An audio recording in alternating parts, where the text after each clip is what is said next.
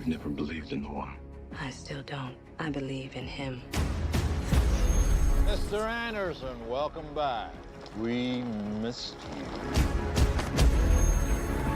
I believe it is our fate to be here.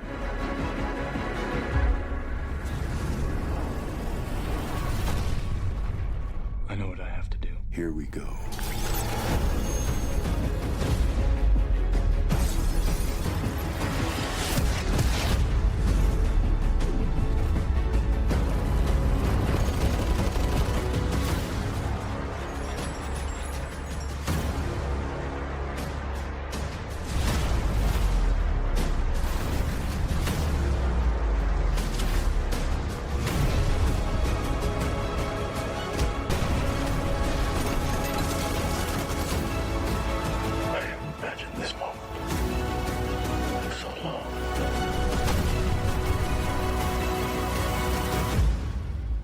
Show you the door. You're the one that has to walk through it.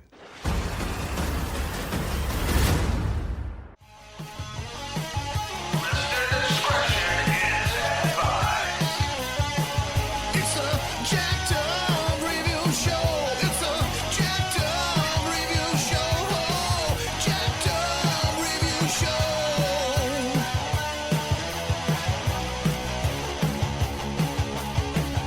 It's a jacked up review show. It's a jacked up review show. Jacked up review show.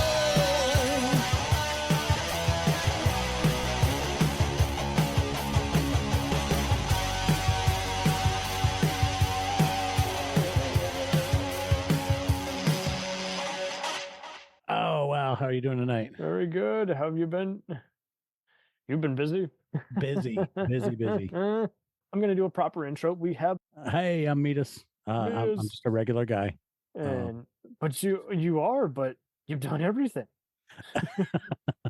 I dabble in lots of different things. Dabble. Not only I do- just the Medus Pod, but the Fun Fact Friday and your Right.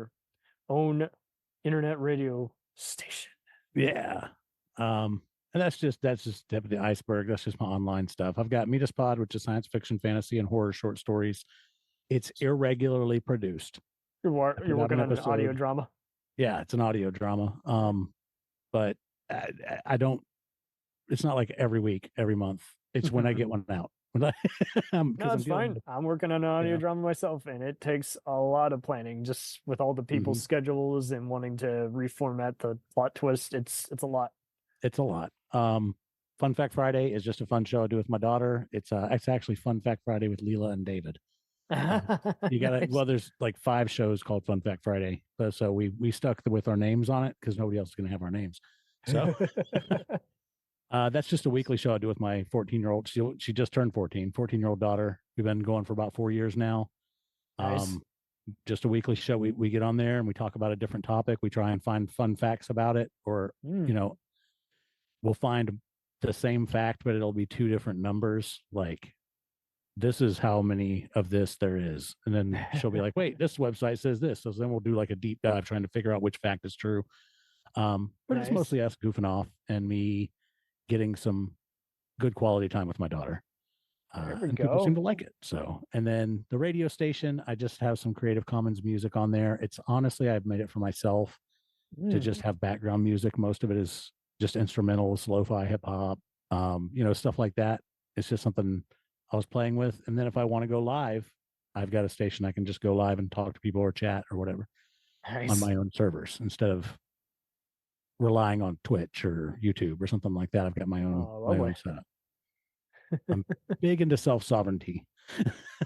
I did just get a role in the Marvel Move app. It's that's lovely. I know Crystal Storm, who also does audio dramas, has gotten one as well. So that's cool that you joined the crew. Are they just open casting calls, or they do open casting calls, but this one, I did an open casting call a while back and did my in person, online audition and got in their system. Nice. And then they had a role come up that they thought would be good for me. So that's really about all I can say under the NDA. Okay, no, that's very cool. Um, and how do you feel about voicing characters that everyone has a different perception of, and you're having to do your own take as well as what the script designates? I just look at the character. I try really hard not to take any previous performance of that character, Mm. if any exist, and I read the script and I put myself in that character's position as best I can.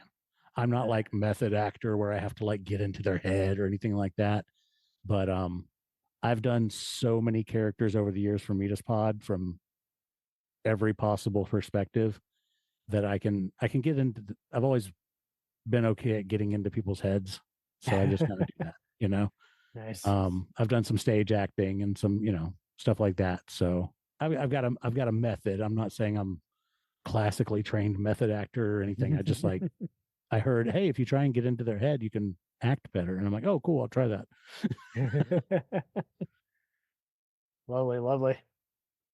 So our topic tonight, I feel like this is interesting because like this is proof that a movie, everyone will see it regardless of what it's rated. And so why do you think before Deadpool came out, everyone kept doing the perception, oh, no one's going to see it, it's rated R. It's like everybody I knew in high school, and let alone junior high, had seen the first one, Yeah. let alone the second one.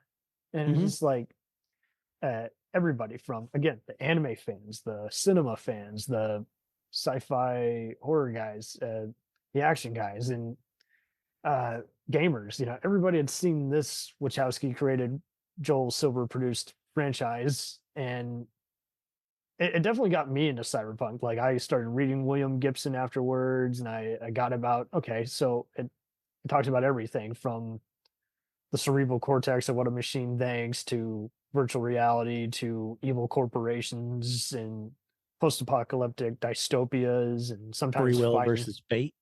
There you go. Yeah, All free that will. stuff. Yeah, fighting to death. Yeah, there's a bit of Running Man in there. Mhm. And it wasn't too hard to modify for TV. Riff Tracks, the Mystery Science Theater inspired, had some amusing commentaries of it. The DVDs were packed. They were in every other magazine.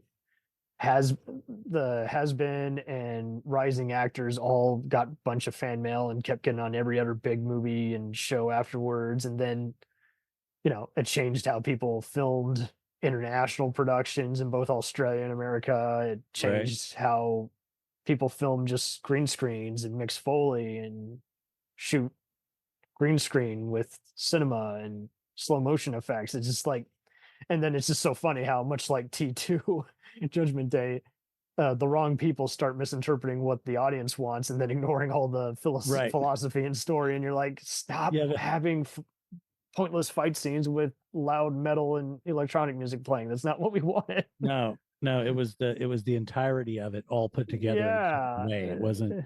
I mean, how many movies did Bullet Time after The Matrix and just ruined it? It didn't make any sense in the plot, and it was just yeah.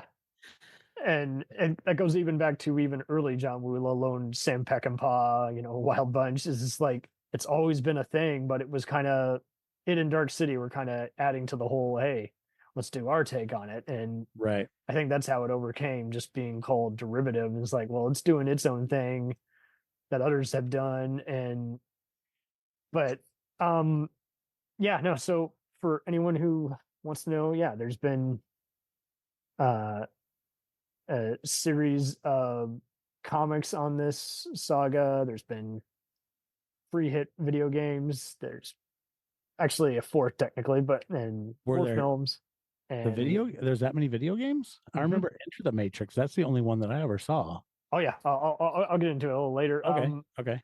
And there was an official magazine, believe it or not, and then of course there was also the prequel anime anthology, The Animatrix, some of which played before Reloaded coming out in theaters. And I mean, 2003, what a big year. You got all these great blockbusters, something for everybody. Hit cartoon movies, hit indie and art house movies, and then foreign films, epic films, all kinds of genres.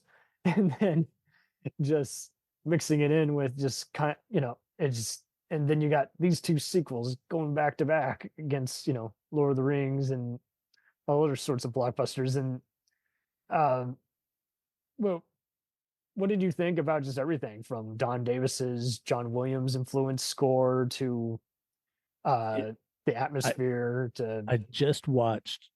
I watched The Matrix a couple weeks ago, but oh I watched two or what is it? Reloaded, yeah, part two. Revolutions, and Mhm. Resurrections. I watched Yeah. all three of those today. Oh Resurrections. wow, back to I back. was working on some JavaScript stuff and watching them on the side screen.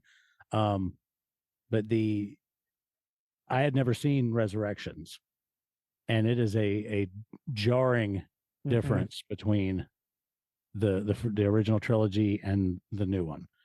It's an Jarring. interesting fan divide. Like, there's people who only acknowledge the first one, then there's some people who like one, and then like parts of part two, and then there's people who like the whole trilogy, and then people who reject the part three, and now we got the fourth one, which I'm really surprised. That one was really surprising. What people liked it and what people didn't like it, and I was just like, I was stoked. I wanted to go see it. I didn't watch any trailers. I see it, and it's so funny. Long story short, we were gonna make it be like a Thanksgiving movie. My sister had barely seen any of them, but she's like, "Let's just do a fun movie gathering." My dad's like, "Okay, I can get behind the first one at least," and my mom's like, "Oh, do you want to do this or not?" And next thing you know, crisis averted. We forgot, and then I forgot. and you want to talk waking up, I was getting over some insomnia, and I decided to finally watch the part four because it's like, hey, it's leaving HBO Max in a week. It's on there now, but just at the time they were just letting it regurgitate and trying to get a little extra money off the side before it left theaters. And next thing you know, I go on there and I'm like, ooh, I this is not the worst thing I've ever seen, but I don't have anything nice to say about it. Exactly. It's a total why bother. Like, You everybody just I love is nailed in it this. for me. They brought back I'll get into some of the characters. Like, yeah, they brought back some of the guys, and I missed a lot of the whole takes on making fun of the DC and Marvel movies. But I'm just like, again, like, I saw people who really were bored with it, really fucking hate it, and then I saw a bunch of others who found it kind of amusing, and I'm like, I didn't expect you to like this at all. You're not even that much into that. So, but you want to talk? I think the biggest contrarianism is how, again, the Wachowskis, they've changed so much over the years, and I mean that in a good way. Like, they have gone on to do other collaborations with the creator of Babylon 5, J. Michael Straczynski. I mean, he wrote for Superman, so how appropriate. You're writing with the guy who wrote Superman and the guy who Right. had created their own Superman, who's Neil Anderson. And it's Mhm. funny to me how, they worked together and they had a similar, again, post-apocalyptic kind of narratives and everything and visual effects storytelling, but both uh, just Lily and Lana are just like, their quota is saying, "Yeah, that would be terrible to make a fourth one." And then somewhere after making some of their other movies, they're like, "Let's make another one." It's like, well, what happened? Why did you And decide? I wondered how much there's a little speech in the Resurrections movie about when they're talking about the video game, how there was an original trilogy of video game, and Yeah. it's like, I'm never going to make another one. There's no way we're making another one. But then Warner Brothers came in and said, you got to make another one. So they made another one. Yeah. I was like, I wonder how meta that is and how how much that has to do with anything Oh, that totally. actually happened. You know what I mean? Well, that actually does make a lot of sense because, like, the Wachowskis appear in cartoon versions in. So yeah, there was 3 video games. That there was the Enter the Matrix, which was just showing you what our side heroes, Ghost and Niobe, do to help out in between the sequels. And then they did the Path of Neo, which was fun because you got to play not only through extended versions of the movies as well as fun side quests and train as the one, but you got to fight it had other playful stuff and amusing voice acting. I don't even And remember that one. yeah, it came out in 05, so 2 years after the people are still kind of liking or over the franchise, and it's being remastered on DVD and Blu-ray packs. But yeah, it came out. They were all T. That was the other ironic part. Is like the movies were R, just because occasionally they got a little too bloody at the end or had like a few choice words. But Right. it was so The funny occasional how boob. yeah, and the games are T, and even though they're showing part of the violent scenes, it's like, yeah, then you're fine. But so you got to master all the bullet time, but then you got to do an alternate ending where you beat up Agent Smith and to the tune of "We Are the Champions" by Queen. And it's so funny because Agent Smith decides to take all his combined Smiths and make Mecha Smiths, so it's making fun of Oh Godzilla my movies. gosh, that sounds amazing. What was It this was on? the What system? yeah, it was PlayStation 2. I played it PlayStation on 2? let's see. Path of Neo. But um yeah, but they were both by Shiny Entertainment and published by Atari. And yeah, it was on Xbox and Microsoft Windows too. But what was so funny is near the end, before you fight that final mission, the Wachowskis appear in animated form, just saying, "Hey, you gotten this far, yada yada," and it is a total. They're in a sofa chair, just like Morpheus in the first one. And I'm like, "What the hell is going on?" But yeah, unfortunately, like you've said earlier, it's a little too cute for its own good. Right. Yeah. And Oh, that sounds better. I had the wrong setting on my mic. Okay. God, It's man, been did bothering an me the whole agent? time I've been on here. I was like, what is going on? I didn't hear it. Maybe an agent Okay. was infiltrating our system, trying to Right. transform. Am I talking to the right, Medus? Yeah. So I mean, we'll go into all of it. We can rate it on a 5-star scale and everything. But so yeah, it featured Keanu Reeves of Point Break, Bill and Ted, and Speed fame, in a comeback role as Neil Anderson, plunged into the abyss of hell that he thought was his life, and then realizing, oh, it's all an illusion. And of course, after using fun, Alice in Wonderland type imagery and going down a literal virtual rabbit hole and escaping his hellhole and being taught by other escaped fellow resistance fighters led by Morpheus, played by everyone's favorite cowboy Curtis, Lawrence Fishburne, and newcomer Carrie Ann Moss, who's gone on to do other great stuff like Marvel's Jessica Jones. Yeah, it made its impact on the world. Everybody was quoting. I mean, I could always tell if someone was a mega fan when they would just come up to me and just start imitating the lead villains, just say, "Mr. Anderson, we missed you."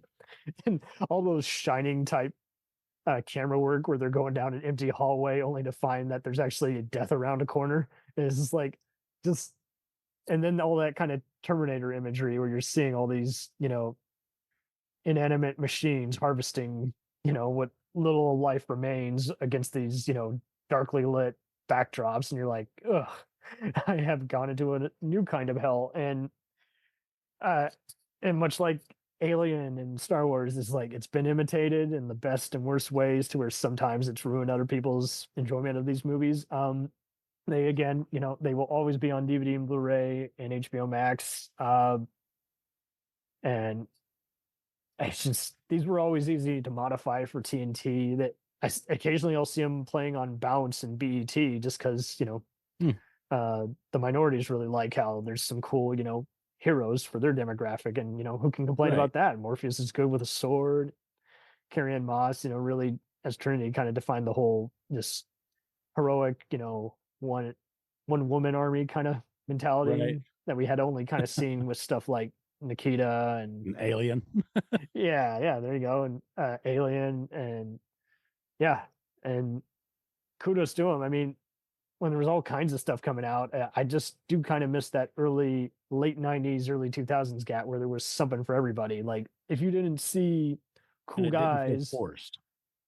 yeah, if you didn't see guys in black armor with glasses going about with unusually large weapons, then you were probably still watching something like Men in Black, Blade. And then there was X-Men the following year, and it's trying to do some of the same influence. And Right. how about X-Files? No, we can't have colorful uniforms. No, we have to have yeah, black leather. black and yellow leather, yeah, and with a cool electronic score, by a guy who usually does composing. And yeah, it's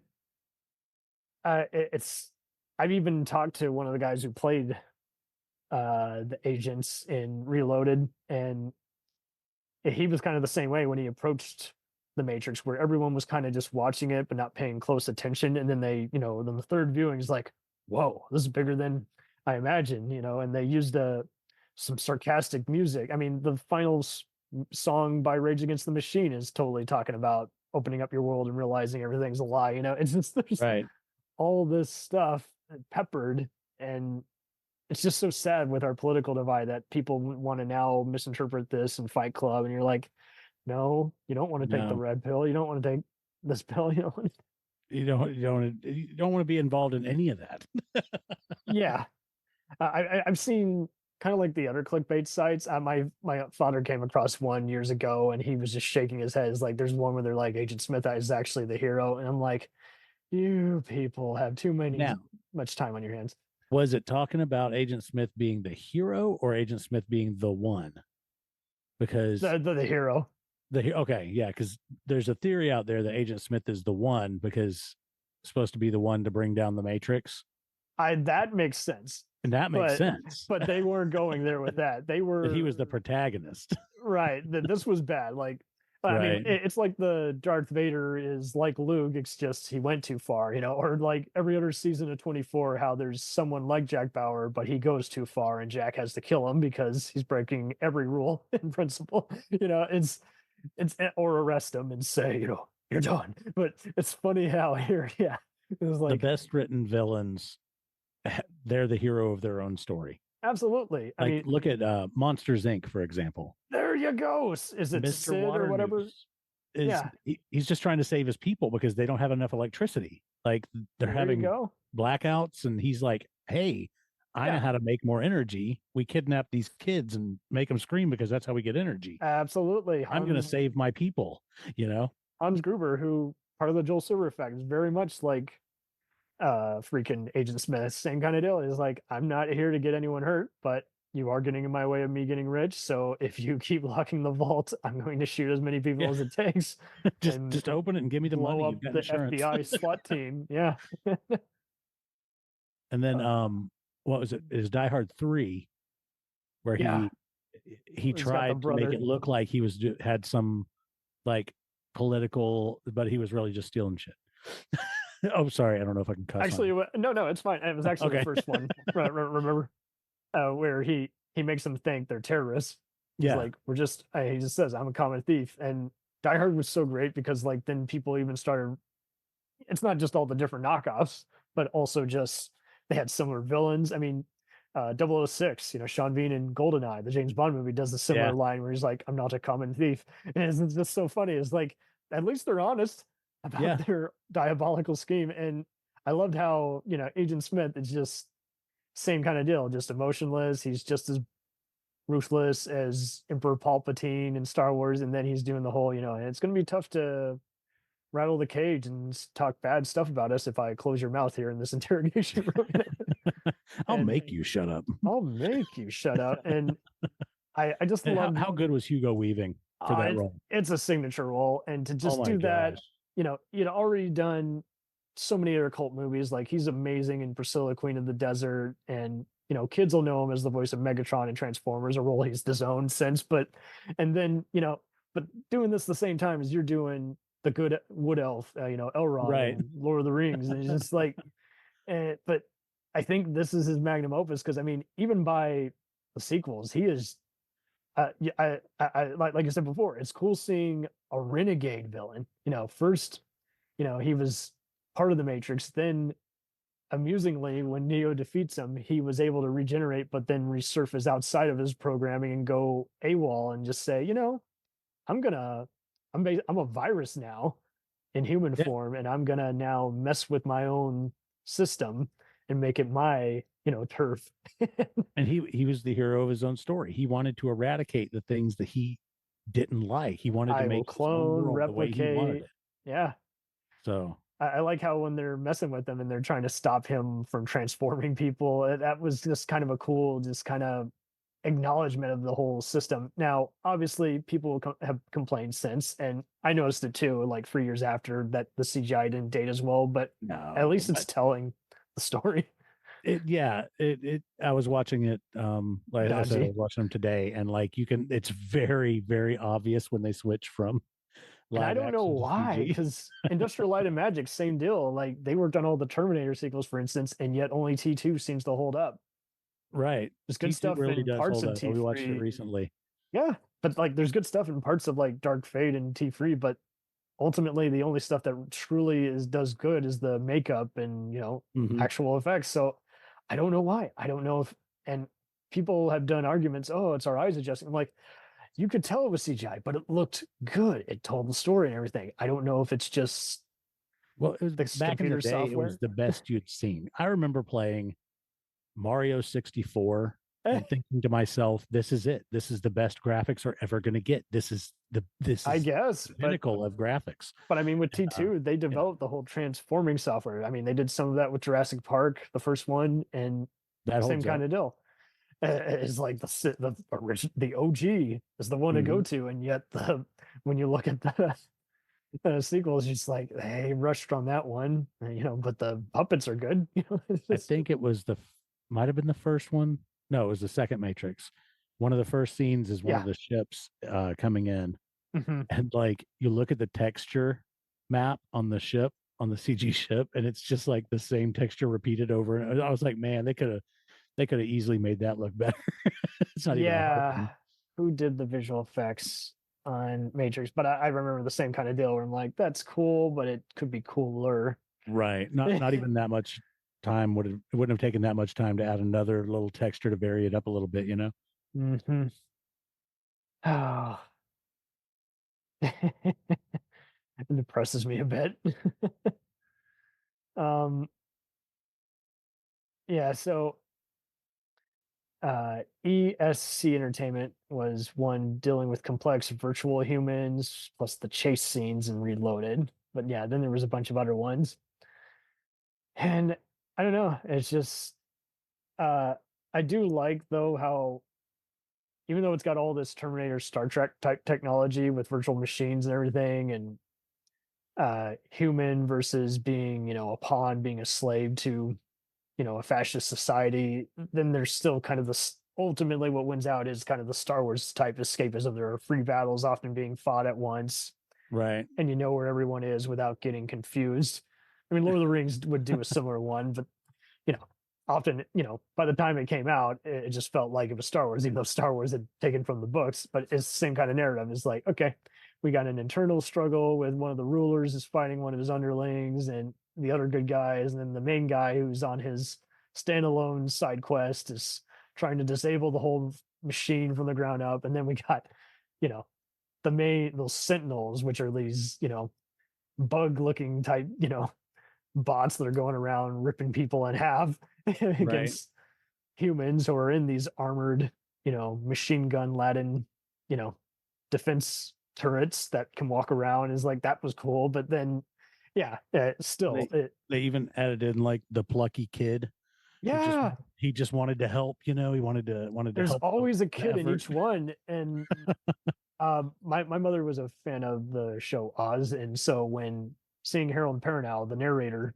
Augustus as Link, that was kind of a cool kind of thing because apparently Marcus Chong, who yes is related to Cheech and Chong, was asking for too much money, but I don't feel like he did enough in like the first movie. But Link did way much more in the sequels as he is actually trying to hack the mainframe, saying you're good to go, or shit, there's a glitch. Hold on, Right. you Right. don't look convincing. The agents are going to spot you, and I just applaud the agents for being near unstoppable. That gave them kind of an unsettling appeal before the freaky music starts playing.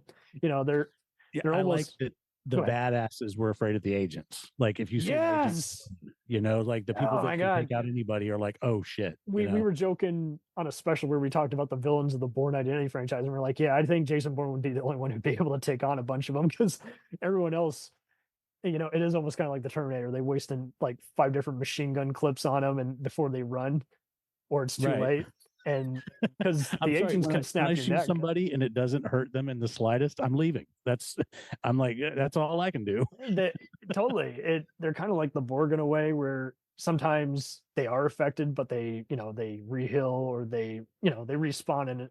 And then it's another kind of playing God kind of argument where it's like, because in order to beam in, they have to spawn where an actual human in virtual form is. So it is kind of Right. like I've seen people compare it to the enemies in Doom.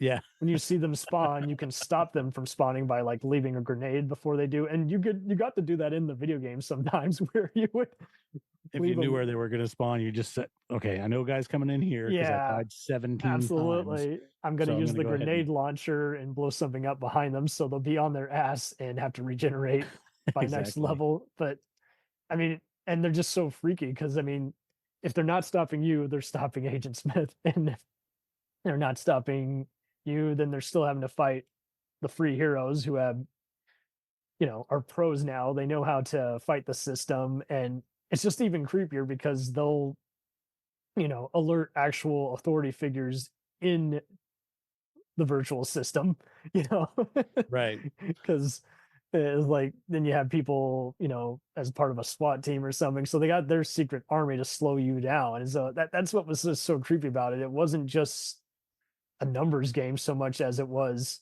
you got a bunch of options and only one of them might get you out alive. So how do you feel about the theory that the real world, the Zion world, is actually just another layer of the Matrix? I never thought of it, but that would actually make sense because I mean, Because think about Neo it. and Agent Smith can travel in between the two worlds. So this is kind of like Heat, where Pacino and De Niro really are the same person, just on opposite ends of the law. And I do kind of get a bunch of that, where it's just he has to use machines in order to survive and become better. But the difference is, the agents are more of a Skynet, like in the Terminator films, where it just only knows how to create more machines and eliminate anything in its path. So yeah, I mean, they both have to use technology to get what they want. And Right, but I meant like Zion is like you've got your matrix and there's like a matrix within a matrix. And Zion is in the outer layer because the robots know that humans yearn to escape from things when they're trapped in it. I think that's what I dug about it too. It wasn't already escaped out of one matrix. They feel like, hey, I escaped, I'm free. When in reality, they're still in a pod, just on a higher level. Oh, absolutely. That's kind of where the Merovingian stuff was fascinating to me. Is like they're Right. renegades in a different part of the computer system that Skynet doesn't mess with. And the train, Not with the Skynet, train the man, Matrix. that part, The like, train man was so creepy, and that's Bruce Spence. Where is that? Like, like I wish they could have expanded upon it more, but I liked how it was kind of in a different abyss of hell where other people don't even realize they kind of coexist. But yeah, I mean, then you got Bruce Spence playing the train man, and he's been in all the Mad Max movies, and yeah, no, that would make sense to me because Zion would probably risk becoming another Matrix just because humans once they rebuild could probably get greedy and right, want to become spoiled on their own devices, so to speak. And I had completely forgotten about the whole train man and that whole little train station that Neo got stuck in. It's kind of an awkward beginning. That's kind of my only complaint about Revolutions. But why do you think people hated, spoiler for an over 20-year-old movie, a Jesus Christ type figure having to sacrifice himself to destroy the entire system? Yeah, I feel like they went a little heavy-handed with the imagery on that, with the whole cross. It's just something I've always wondered. Yeah, well, I'm fine with it as because like the hero. The final fight, I love when he's having to come up with a bigger punch just to counter Smith, right, and shut the whole thing down. Like he is having, I can't remember. I think is it Smith who acknowledges he's a virus, and Neo realizes like, I'm going to be the bigger virus who infects you. Yeah. My thoughts were that essentially the Oracle is what took Smith down when he absorbed. Yes. And Neo knows everything from the oracles. So to the point where he knows what she would say and do. And I never thought about that. That's amazing. And if you look, the one that becomes afraid, the Smith that becomes afraid, that's fighting him in the water pit at the end of Revolutions, when all of the Smiths blow up, that one turns back into the Oracle. Oh, So the one that was fighting him was the Oracle Smith. I wish there should have been an extra shot on that. I guess a lot of people missed that. It was a couple, like a like 6 frames in the movie of the Oracle laying in the bottom of the pit, being the one that got defeated down there. That's amazing, dude. And if you listen to what he says, go back and watch just that last scene, and you'll see that the fact that Smith took over the Oracle and part of the Oracle became part of that Smith, and that's the one that fought Neo, is what actually took the Smiths down, because like give you a taste of your own medicine. Exactly. She had in her head how that fight was supposed to end, but then it doesn't end the way it was supposed to, because Neo makes the choice to get back up, and it freaks out Agent Smith because he's in the Oracle's brain now. As well as her being in his brain. That's another thing I think they could have probably explored and reminded people on. Whatever he's infecting, and then in the 4th movie, they remind you of things too much. There's too many like flashback scenes of like, hey, remember when this happened earlier in the movie? Hey, I really love Neil Patrick Harris, but he was not well used in that. And I like all the other supporting actors and other stuff. I mean, they had the guy who was the new Candyman, for God's sakes, as one of the agents. And I was just like, that was also what was confusing about the marketing. I'm like, is he standing in for? Did I miss this somehow? You don't want to. It's really bad, but who knows? You might like it. It was by Blumhouse, who's doing those new Halloween movies. But gotcha. And despite a Tony Todd cameo, I was bored shitless. I'm like, okay, I'll give you. There's one cool shot of art interaction, but it's missing the themes of at least the first 2 movies, where you're seeing this man who's been wrongfully killed, but like Freddy Krueger, goes too far and decides to be a slasher, and this woman who is becoming aware of her racially segregated town and everything. It just, and that's an interesting contrast to today, because I mean, Matrix is showing us how this is basically segregated, where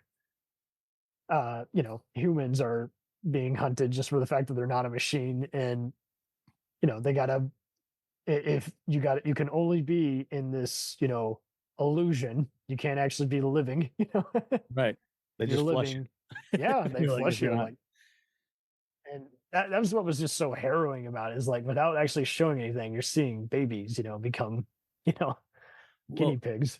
Another thing that was interesting to me is when Smith would take over a person, I don't think the Matrix flushed them. That's a good point. And if you think about it, they might not have all died. They might have still been disabled. Right. Yeah. The machines would actually, that would be the better system for them, is to have all the humans just become Smiths. Then they would get their power from the humans. There you go. So you would just have a world of Smiths. You have hacked the system, my dude. Yeah. I just figured out the best version of the Matrix. It's just all Smiths. There you go. The original story had the humans. It actually made more sense. It had the humans, their brains were being used as processors for the AI. But the what was it called? The Warner Brothers thought that people were too stupid to understand, like, I believe concept. It. That's what in that, before the HBO thing came out, I remember Lorenzo di Bonaventura in the Superman Libs documentary, who, he used to be the president of Warner Brothers, and he left to, form his own company and work for Paramount. And I remember when he was developing, he's like, I'm not talking to people who understand this concept, and our marketing is bad, and we're only making our money back by making money from HBO repeats. And it is amazing how, I mean, again, when they first made this, they were like, this is going to be impossible. We're working with a Chinese stunt team who doesn't, we already got the language barrier, but now we're having to actually, how we're going to film the fight scenes. And it's like, well, the story makes sense. We just got to make the fight serve the movie. And it just seems like half the time people are just like with all these wonderful guests I've been fortunate enough to have on this show, where people are all essentially saying the same thing, but just trying to validate themselves and how they get stuff done. It's just like everyone here was speaking the same language, but fortunately a few different key minds shot through and had it made sense to everybody, where they're like, we're saying the same thing, we're just saying it differently. Here's how we, align with each other. Here's how we blend And without that's what being a yeah. Smith clone. Yeah. Blending. Blending. Yeah. But that's yeah, it comes down to good leadership is what it comes down to. And then one of the Really? problems with all these Totally. movies is like you have the what's it called, the studio getting involved and messing with the person who has the good idea. Brad Pitt, we were talking about World War Z earlier. Brad Pitt wanted to make World War Z the movie be like exactly like the book, like a documentary. Yes. And have it be the book on film. And then the studios were like, that won't sell. We got to have fast zombies and big, huge action. I hear they're still trying to develop a TV show, and I think that would be better. I think now that Amazon, even Shudder to some extent, and some of these other, even Hulu, are now figuring out you got to have just 8 episodes, you know, and have them flow. Don't do what Netflix does, where there's like 20 and only half of them have any relevance to moving the plot forward. Just tell the story. Don't put in filler episodes. Actually market it. You know, I mean, there's a reason Wheel of Time and Reacher and even Bosch have been such great hits. They don't over explain. They have kick-ass, like previously on, intros to get you in the mood should you miss a step. I mean, The Expanse, that was a brilliant just ensemble from the ground up, and there's a bit of Matrix type. Have you seen The Expanse? Well, without spoiling any of it, I don't believe in spoilers, but I'll get to that. I don't care if you spoil things. Well, this is so funny. I think what's funny is I had a douchey neighbor who I would hang out with. We would play with action figures and run around, do lightsaber fights and everything. But what's so funny is he ruined the Matrix for me, like the final one. And yeah, he did it with everything, like Chronicles of Riddick, everything. And I was like, you asshole, you know, like, because that was my unwritten rule. Like, I was just a calm, shy geek growing up. Don't tell me the ending. But I got my revenge because I played the Lego and the Revenge of the Sith Star Wars game, and he was a mega Star Wars fan, and I spoiled the ending of Revenge of the Sith for him.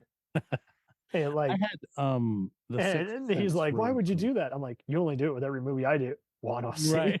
It was cool until everyone died at the end. But see, that's the other thing too. They wouldn't look at the bigger purpose. I'm okay with people dying in the end. Like, look at the bleak ending of Terminator 3. Oh, like, yeah. That's the only part everyone can agree on that divisive sequel is that was a ballsy move to just show kind of a, you know, one person infected it from the ground up and push the button. And this whole thing, and you're like, oh, that's right. We let our guard down. We were trying so hard to keep the future resistance guy safe that Judgment Day was still inevitable. Oh, fuck. Oops, we forgot. We forgot to double our efforts and split up and do this and that and then keep the kids safe. We forgot to stop Doomsday from happening. Yeah. Oopsie. Sorry. we went all Leroy Jenkins on this. But yeah, where were we? I don't know. Have you listened to? I ramble. It's fine. Up on tangents. But I mean, it was just so funny how I like a lot of these theories because I think, I mean, just looking at how when they did all those special edition DVDs and giant packs, and they would have so many real life philosophers do their own take on it. I mean, and I think by the time The Expanse rolled out, people were ready for that because you had one of the lead Star Trek writers, Naren Schenker, you know, as the head writer. You had approval and heavy involvement from the authors of that dense and very complex book series. Everyone got along with each other. There was only one actor who, long story short, was doing inappropriate stuff, but he was a minor enough guy. They were able to kill him off. No hard feelings. Right. And the changes they made were very minor in context to where people who'd only seen the show were cool with it. People who were cool with the books were like, yeah, that's fine. That's just it was kind of like the Tom Bombadil segment of Lord of the Rings. Nothing really happens in this chapter, so we can take it out. We can shave an hour off of the movie. And I have done that numerous times with book fans. They are always like, I want to have this, I want to have that. I'm like, if you filmed that, it would just kill 40 minutes, but make people go, what's the point? You can cut it out. It's a deleted scene. That's why a lot of the Disney princess movies, there's only one parent because you don't need two parents if one does the job. And then story, if you don't need it, get rid of it. Bingo. We'll return after these messages.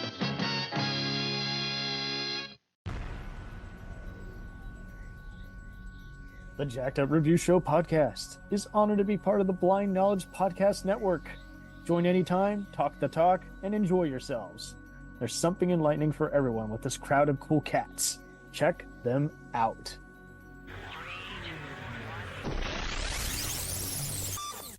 Hey, it's Brent Pope, the host of Breakfast with Brent Pope. You've seen me on some of your favorite TV shows saying things like, "Give it up, Jimmy. You got to sink this putt to win." On Breakfast with Brent Pope, I sit down with guests from the entertainment world, and we do it all over breakfast. Or should I say Brentfast? Every week on Brentfast, you get inside Hollywood info and tips, great breakfast recs and foodie debates. Most of all, you get the most delightful 30 minutes of your week. So dig in. It's Brentfast time. Listen at Brentfast.com, Apple Podcasts, or wherever fine podcasts are found. Do you ever find yourself thinking about who would win in a fight between Goku and Superman? Hi, I'm James Gavsey, and on the Who Would Win show, me and my co-host Ray ignore anything important happening in the outside world and debate fictional battles between characters from comics, movies, and video games. We got a new show every week, and almost always am I the winner. Yeah, not true, Ray. In the past, we've discussed such matches as Captain America versus Darth Vader, Solid Snake versus the Iron Giant, classic matchups like RoboCop versus Terminator, and even the Muppets versus Sesame Street. That one was crazy. So if you're a fan of geek culture and love a spirited debate, check out the Who Would Win show wherever you get your podcasts, or check us out at whowouldwinshow.com. He wouldn't become a future evil king if, he had a mother whipping him into shape. If he had a dad who was there for him and bought him, chocolate, just something, Exactly. If you've got the Hobbit, bingo, dwarves. There's essentially two dwarves. Not there's Thorin, Oakenshield, and then the rest. I never thought about that, but that is completely true. There are only two who do anything, and the rest are kind of moving targets. They're there, yeah, they're there, and they're there, but you can't tell any of them apart. You're just like exactly. You're like, oh, one of the dwarves is off doing something, and if it's not Thorin, it's one of the other ones, And so I'm glad you bring that up, because that is a perfect example of when I see people go, "Oh, you just don't like this because you're a fan of the book." I'm like, no, not true at all. I am looking at the free, things that verify this as a movie versus you're copying and pasting the book, but it needs another once over to make it theatrical. And, Hobbit was another one where it's like, okay, I'm not crazy about the free movie structure, but I'll go with it. Ugh. And then, it's my favorite book. I've read it 3 times. I lost. You want to talk about how many times people in the Matrix flip off, and jack out and, take their virtual device off. I kept flinging my 3D glasses off because I rejected that reality they were setting up. So yeah, it was interesting to me. 3D. Well, yeah. But all the shortest chapters of the book are the longest sequences in the movie. And they break that rule up, but nothing got done. That was just for easy shits and giggles. Hey, there's some Jackie Chan physical comedy. I don't want to see that in a Lord of the Rings movie. That's not what it's meant to do. It's meant to be good versus evil, and they duke it out for 10 minutes every other scene. But these scenes are now becoming 30 minutes, and I'm like, but the story is not progressing. So the river barrel scene. That was the one. That's where I said 27 minutes or something like that, and it was just like, oh my gosh, this would have been amazing as a 4-minute scene. Another great contrast. The effects in the original trilogy, they really they hold up for the most part for me, other than the horses. But there's a few things that you're like, but that fire could use some retouching. But that was 2000. Yeah, that was 99, 98 level, CGI Adobe before it became a thing, and that's cool. And it served the story. I mean, we talked about how the Wachowskis teamed up with the Babylon 5 guy. Same deal. If you try to introduce people to Babylon 5, the diehard Star Trek Battlestar guys who, are inspired by it will give it a chance, but there's going to be others who are going to be like, that looks like an awful, Capcom, graphic or with soap opera acting. I can't get through it. So same deal here. Like, I see that premiere a year later on HBO, and the dragon effects looked terrible. They looked amazing in the theater, but a year later, I'm looking at it, I'm like, at least Dragonheart outdated itself slowly. I mean, and Dragon Slayer still looks good. Say what you want about the movie. It's just like, when you are looking, but here's the other thing, like in the original Lord of the Rings, I think why most people find it agreeable is the speeches are poignant and you're able to justify the long running time. And then in The Hobbit, you're just like, who is that character? Not explained unless you read the book. And so it just felt very half-arsed. And it should have been at most a 3-hour movie, at the very most. Yeah, in my opinion. There's plenty of things you can do in 3 hours, and stuff New that Line you want to just get was a money detailed. grab. I mean, for God's sakes, Avengers Endgame, it feels like 90 minutes. Yeah. And I saw it twice. I'm like, I did not notice the 3-hour runtime. I'm not kidding. And I like gotta tell you, I fell asleep in Endgame. no, it's fine, dude. I was at the theater. We were My in co-host Hawaii. John can't stand it, and he's half and half on the other Marvel movies. I love Infinity War. Oh yeah, same But kind of deal. It's Endgame, 3 except hours. for that battle, except for that battle where everybody's there. Yeah, the rest of it, I was just like, all right, get to the big battle. Come on, let's let's get to the battle. That's all I want to see. It is wild how some people, and those are good examples of people trying to duplicate the Lord of the Rings and Matrix formula. Is like a bigger, unstoppable army. And unfortunately, I feel like most people, they like to duplicate the good versus evil story, but they do just a lazier Star Wars Die Hard one where, again, all the mercs are, disposable, can't distinguish them from one another unless it's a former MMA star or wrestler in a brief role. Right. And I like watching movies that are like a lot of people pan them. It's a fun endurance test. You're like, it is. well, I watch a wasn't lot that of bad. movies on my second screen while I'm doing other stuff. So like I I'll do be that on occasion playing too. Factorio while watching a bad movie on my second screen. There you go, man. Make it go faster. Exactly. Value your time. But what did I watch? Run, Hide, Fight. Have you heard of this movie? Yes. Oh my God. It was Die Hard in a high school. Oh yeah. So insensitive and politically incorrect, but it is what it is. But I was like, oh my gosh, this is literally, they just took Die Hard and made it happen in a school instead of in Nakatomi Plaza. Written by an NRA guy. Yeah. Oh my gosh. But it was it wasn't a great movie, and there's a whole lot of plot holes. Oh yeah. And if you look at the trivia without getting political, it's very disturbing. You're like, good God, they did that? Wow. No permit? I haven't read any of the trivia. Like I find these movies and I'm like, yeah, this looks terrible. Let me watch it. I've watched. Oh, it is funny how really bad movies.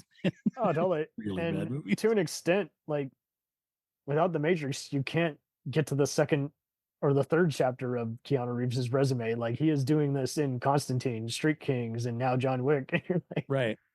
And he was Bill and Ted. I mean, he did Bill and Ted again. And yes. people like me want him to come back and be Jack Trebin from Speed one more time, but even he's like, nope, not gonna play with that well.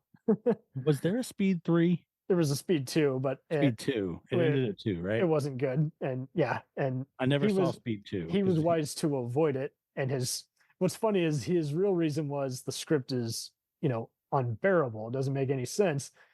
His cover story, or the Fox Studios cover story, was he's currently touring with his band Dogstar. Yeah. Yeah. Which is actually a fun kind of ska summer rock group. But I love how he's been so loyal to all his, creators. Like he'll do anniversary screenings with this film and crew. He's still great friends with Sandra Bullock and Carrie-Anne Moss. And from all accounts, Keanu Reeves is just a great guy. And it's just so annoying too, because like kind of like Viggo Mortensen, man, you want to go to Lord of the Rings again? Like he is, like you say, he is a human being first, then he's an actor, and he's on time, knows his lines, say what you want about whether you like or don't like his acting. He's only as good as the movie, and other times he's only as good as what he's allowed to be, and he's found out the hard way. Okay, can't do accents, but I can do physical roles. I can play a really, really evil bad guy if you want me to, but I can also do something else that's not just the surfer guy and just play it straight. And it's so funny how, I mean, Lawrence Fishburne was playing a ghost dog kind of guy in those John Wick movies, but did you ever see Man of Tai Chi? No, I have not. So one of the guys who Keanu fights in Reloaded during that awesome chateau fight against the Merovingians guys, and the Asian guy who he clods to death. Oh, yeah, it was actually fought him the most. He was like the one fighting him the most. Yeah, he did like background stunts in like the other movies, but yeah, that's like the only on screen like credited role he does is playing the and just an awesome fight. I just love the music in that, how it's both electronic and a symphony. But and this got me into Juno Reactor and some of the other ones, and made me realize, wow, and not every soundtrack has to be just Chemical Right. Brothers and Crystal Method taking up the heat. But yeah, so he and Tiger Chan is his name. He did a cool kind of underground kind of fighting movie, and Keanu both directed it and was the main mobster villain running those illegal tournaments. So it was kind of a cool kind of throwback to Hong Kong cinema, because they actually had a bunch of Hong Kong actors, and it's like cops are trying to crack down on this, and only the guy, Tiger Chan is being the main guy. He's like, I'm gonna take down this underground fighting tournament from the inside, and That sounds like a great plot for a movie, honestly. any movie. And Keanu was playing it inside. real straight as opposed to hamming it up or being dumb. So it was really a fun, laid back action movie. And I just love, and I think, yeah, he's been in a few other things with them, but I mean, James McTeague, who did second unit and assistant directing on the Star Wars prequels and the Matrix movies, has gone on to have a huge career with the Wachowskis, like Ninja Assassin and just other stuff. And I think if anything, and the visual effects artists are just some of the nicest guys. And again, Don Davis was scoring some other movies and shows on occasion, but like his score is like unanimous with like the top, epic movie scores, Right. it's just, and I mean, he did, I think this was another Matrix knockoff movie that didn't start off as one, but I have secretly kind of enjoyed on repeat viewings, is Ballistic X versus Sever. And Don is literally doing a lot of the same kind of, he is echoing his Matrix score while doing his own thing. Oh yeah. It's I haven't seen that one. yeah, and it's another one. It just seems like these kind of blockbusters have opened up the whole, you can be a cool thinking man's movie and you can be convoluted also, but unfortunately, again, like we were talking before, is most people are worried about the body count and whether it's PG-13 or R, and it's like, oh, Right. this can all work, but most of it has to work. It can't just be, how do Yeah. I sell it? Exactly. You can't just have the one thing that We you see through your Jedi mind tricks. We see I through didn't- the illusion, if you will. we didn't go see the Matrix because bullet time. Maybe a few people did, but like that's not why it blew up and everybody was like, oh man, you got to go see this. It wasn't it. It was the everything altogether. It wasn't just the one camera trick, Absolutely. Dude. And same deal, like much like any knockoff, the reason people hate those ones is because they do it way worse. They, at least every other Terminator knockoff, it often fell apart just because the scripts were bad, but at least they were using the some of the acting same. was just horrible. Yeah, but at least their effects were 100% because they would actually use some of the same guys. Stan Winston would always do a good job, even if the material wasn't there, because he liked giving the creatures persona, regardless of how long they were on camera. And but like you say, tone and mood and production value and acting, and The Matrix brought the, I mean, everything. There'd been plenty that had done the idea of, oh, maybe reality's not real. There's plenty of stories like that through the ages, but the Matrix kind of brought it to the masses. There was yes, a lot of people that was like, oh wow, I've never thought about that, and because it it was got just a our big- heads out of our ass. And I Right. see people want to pick it apart now, and like, why were critics clueless? And it's like, some of them were, but some of them had legit seen, you can't tell me Roger Ebert and Peter Travers hadn't seen every other art house movie, whether it was John Woo or right. a South Korean film, but this was good at just taking what had been done and then putting in other stuff like putting enough, and I hate to say it like this, but you know what I'm talking about. I'm sure your listeners and viewers know what I'm talking about. Bringing it to the dumb people. yes, it's a You know what I mean? desolation, but what does that even mean? It's a utopia, but what kind of a utopia? It's cool, but why is it cool? Right. Yeah. You got to have, a hot chick and wearing tight leather and a bunch of really cool gunfights. Oh, the underworld fist movies fights. did those to death.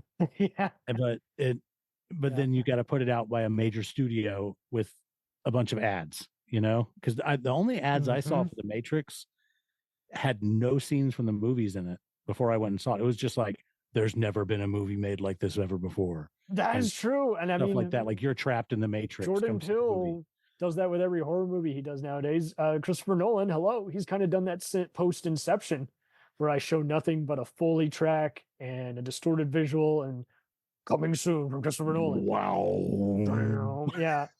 Yeah, you do not get Inception without this. So this is another example of one thing can't exist without the other, but it's way more approachable versus like, let's see that movie Tarantino knocked off. I like that movie better, or I hate that movie. It's an awful drive-in, B picture.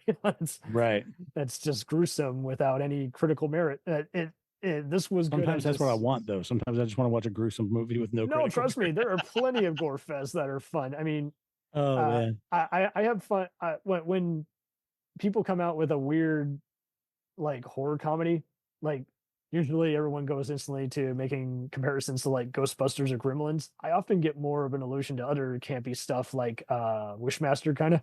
It's like, see, because they're doing a total throwback. Like they're doing Easter eggs. They're really having fun with their monkey's paw. Tire. Oh yeah.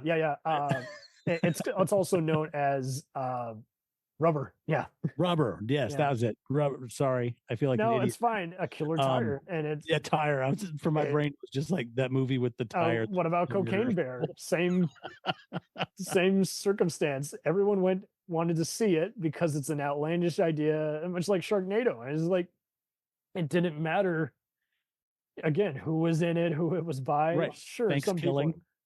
Thanksgiving and Thanksgiving 3. Another Cyborg really bad with one I Van watched Damme. That's not recently. good. Oh, what was it called? I think Smoking Causes Coughing. Are you aware of this one? I'm not. Okay, that is definitely something that you need to watch if you like weird cinema. Oh my God. 5 vigilantes are sent on a week-long retreat after fighting a demon turtle. Yes. These look like Power Ranger types. They are like power. The premise of the movie is that they are essentially Power Rangers, that their powers are all the bad chemicals that are in cigarettes. It's by the director Rubber. Oh my God. Yes. And they can shoot somebody with all of their powers, and it gives them mega cancer instantly, and they explode. But they have to go on a week-long retreat for some reason. And the movie, I don't know how I missed this. You think it's going to be, but whatever you're thinking it's going to be, that's not it. I promise you.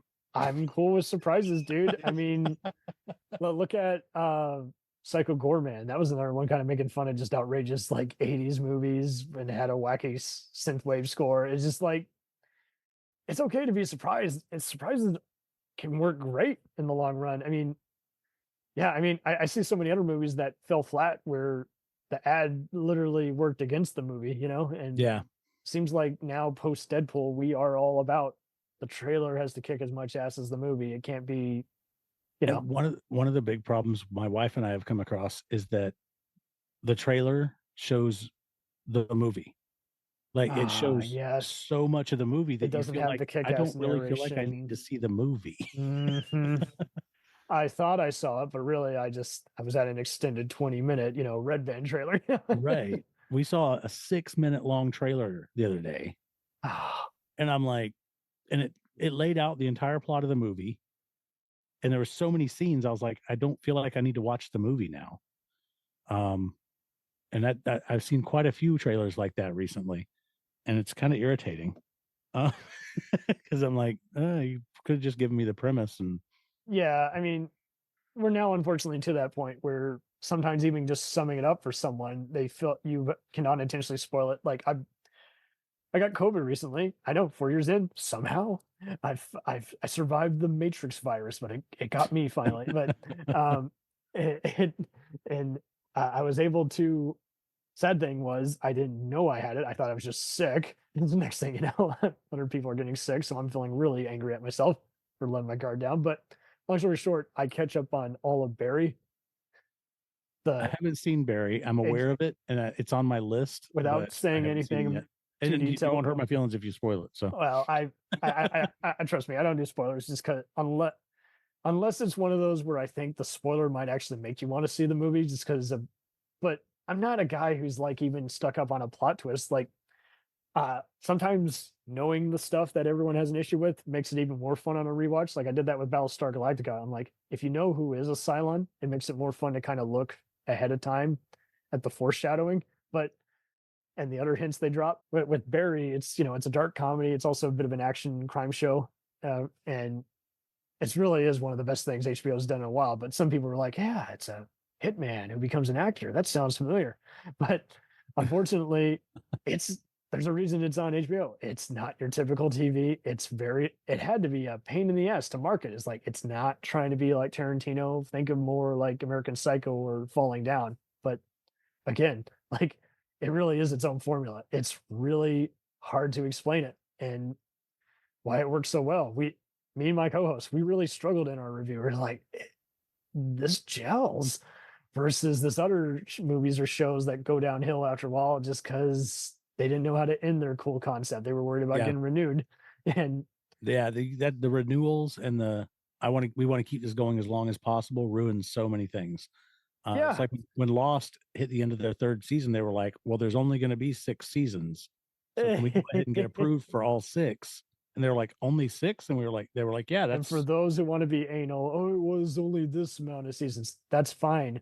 The bigger picture is still this didn't work or that didn't work. I can't.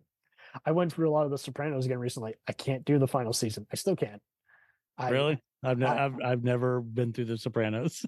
And that's the other thing is that annoys me is I see this with people who only watch who either still only watch basic stuff. They watch all the cool doctor or hospital shows, and cop shows. But then there's the other ones who only watch it if it's on one of the premium channels because they know it'll be edgy. And I think, unfortunately, there are some people who are like, oh, TV's not good unless it's, Breaking Bad or Sopranos. I'm like, false. But then there's other people who are like, oh, if it's not on regular TV, it's not good. I'm like, bullshit. There's plenty of awful stuff on regular TV that I will not watch. Good stuff on regular TV. There's good stuff on streaming. Streaming. You want to talk even movie distribution? There are plenty of fun direct-to-video made for TV movies. It's just the ones that don't make use of their budget and don't have at least a cool badass like Tim Thomerson or Rutger Hauer, making use of their characters. Those are the ones that fall. Severance came out of nowhere. And that's another one where everyone's having to make sense of their twisted reality and it is almost, it's so funny how in 99, there was a lot of awkward scenes at either a workplace and the Matrix opens up with our main hero is going to jump out the window. Yeah.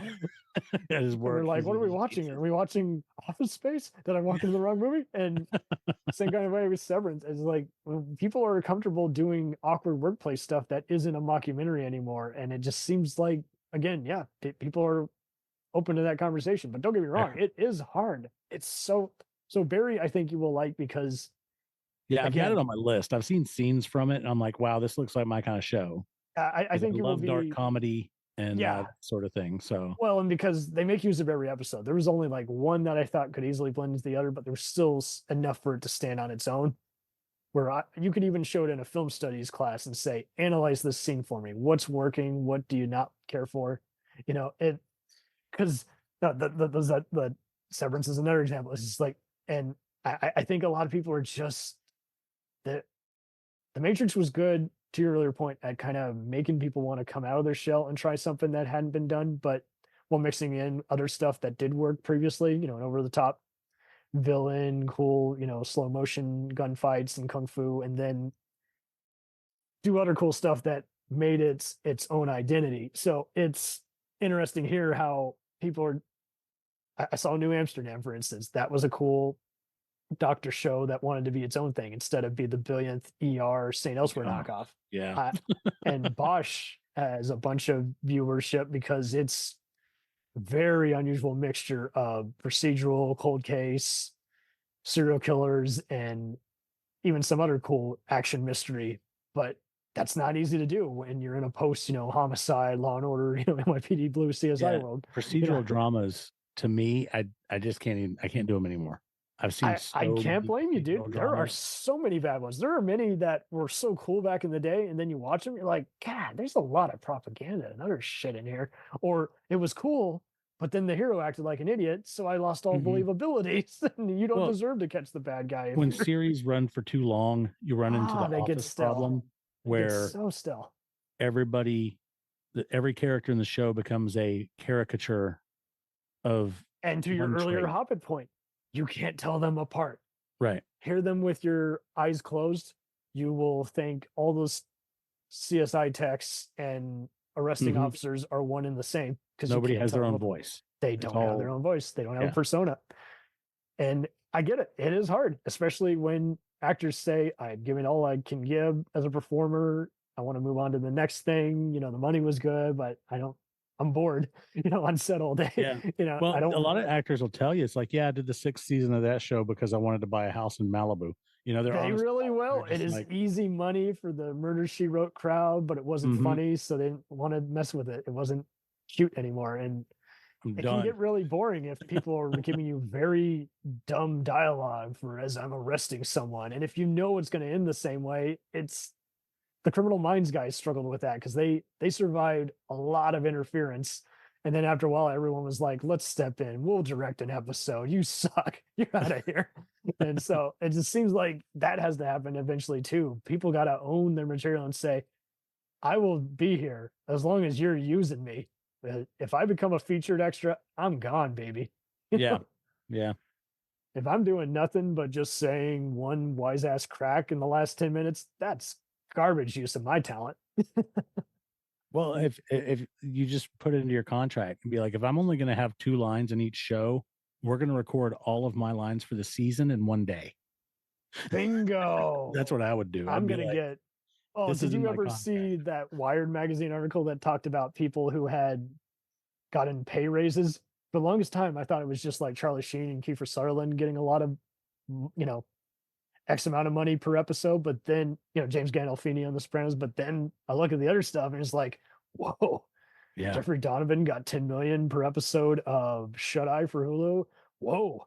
Yeah. Kevin it's Costner's crazy. getting 30 million per episode of Yellowstone. What the fuck? Yep. It's crazy amount of money. How It's is that legal? if the person who's writing the check feels like that person will bring that much money or more to the project, then Yes. they can justify it. Mhm. So that, it just comes down to a numbers game. Yes. Tell me about it. Fun fact. We were talking about characters that you can't switch around. I like how every one other person is at least got similar personas, but they're kind of their own kind of person who lets their guard down, if you will. Like, I like how, you got Cypher, Joe Pantoliano's traitor, Right. There's always got to be a Boromir. He of did the great in gang. that role. Also, he was Absolutely. That was probably so the first movie wormy. I He just- saw him in, I think. I knew about him. I just, I was too young to watch, a lot of the movies he was in. But yeah, and it's so funny how you got to have a Boromir of the Fellowship. You got to have someone who gets greedy and betrayed. Well, that a is a real Macbeth. easy way to add an extra layer of conflict at Yeah. any point in the story where, like, you've got a conflict, but you need to up the stakes just a little bit more and have something Bingo. else for the audience to look at. Yes. You can Uh, add that just a little extra drama by having somebody on the team who's not 100% on board. This is why I'm a spy movie mega fan. I gotta have my traitor, and I Yeah. gotta have. If I know why they're gonna do this, I want to still have some other surprise as to why they gave it all up. What was it besides a woman and money and a bribe? What was it? that What made else them is there? say, I'm gonna deflect.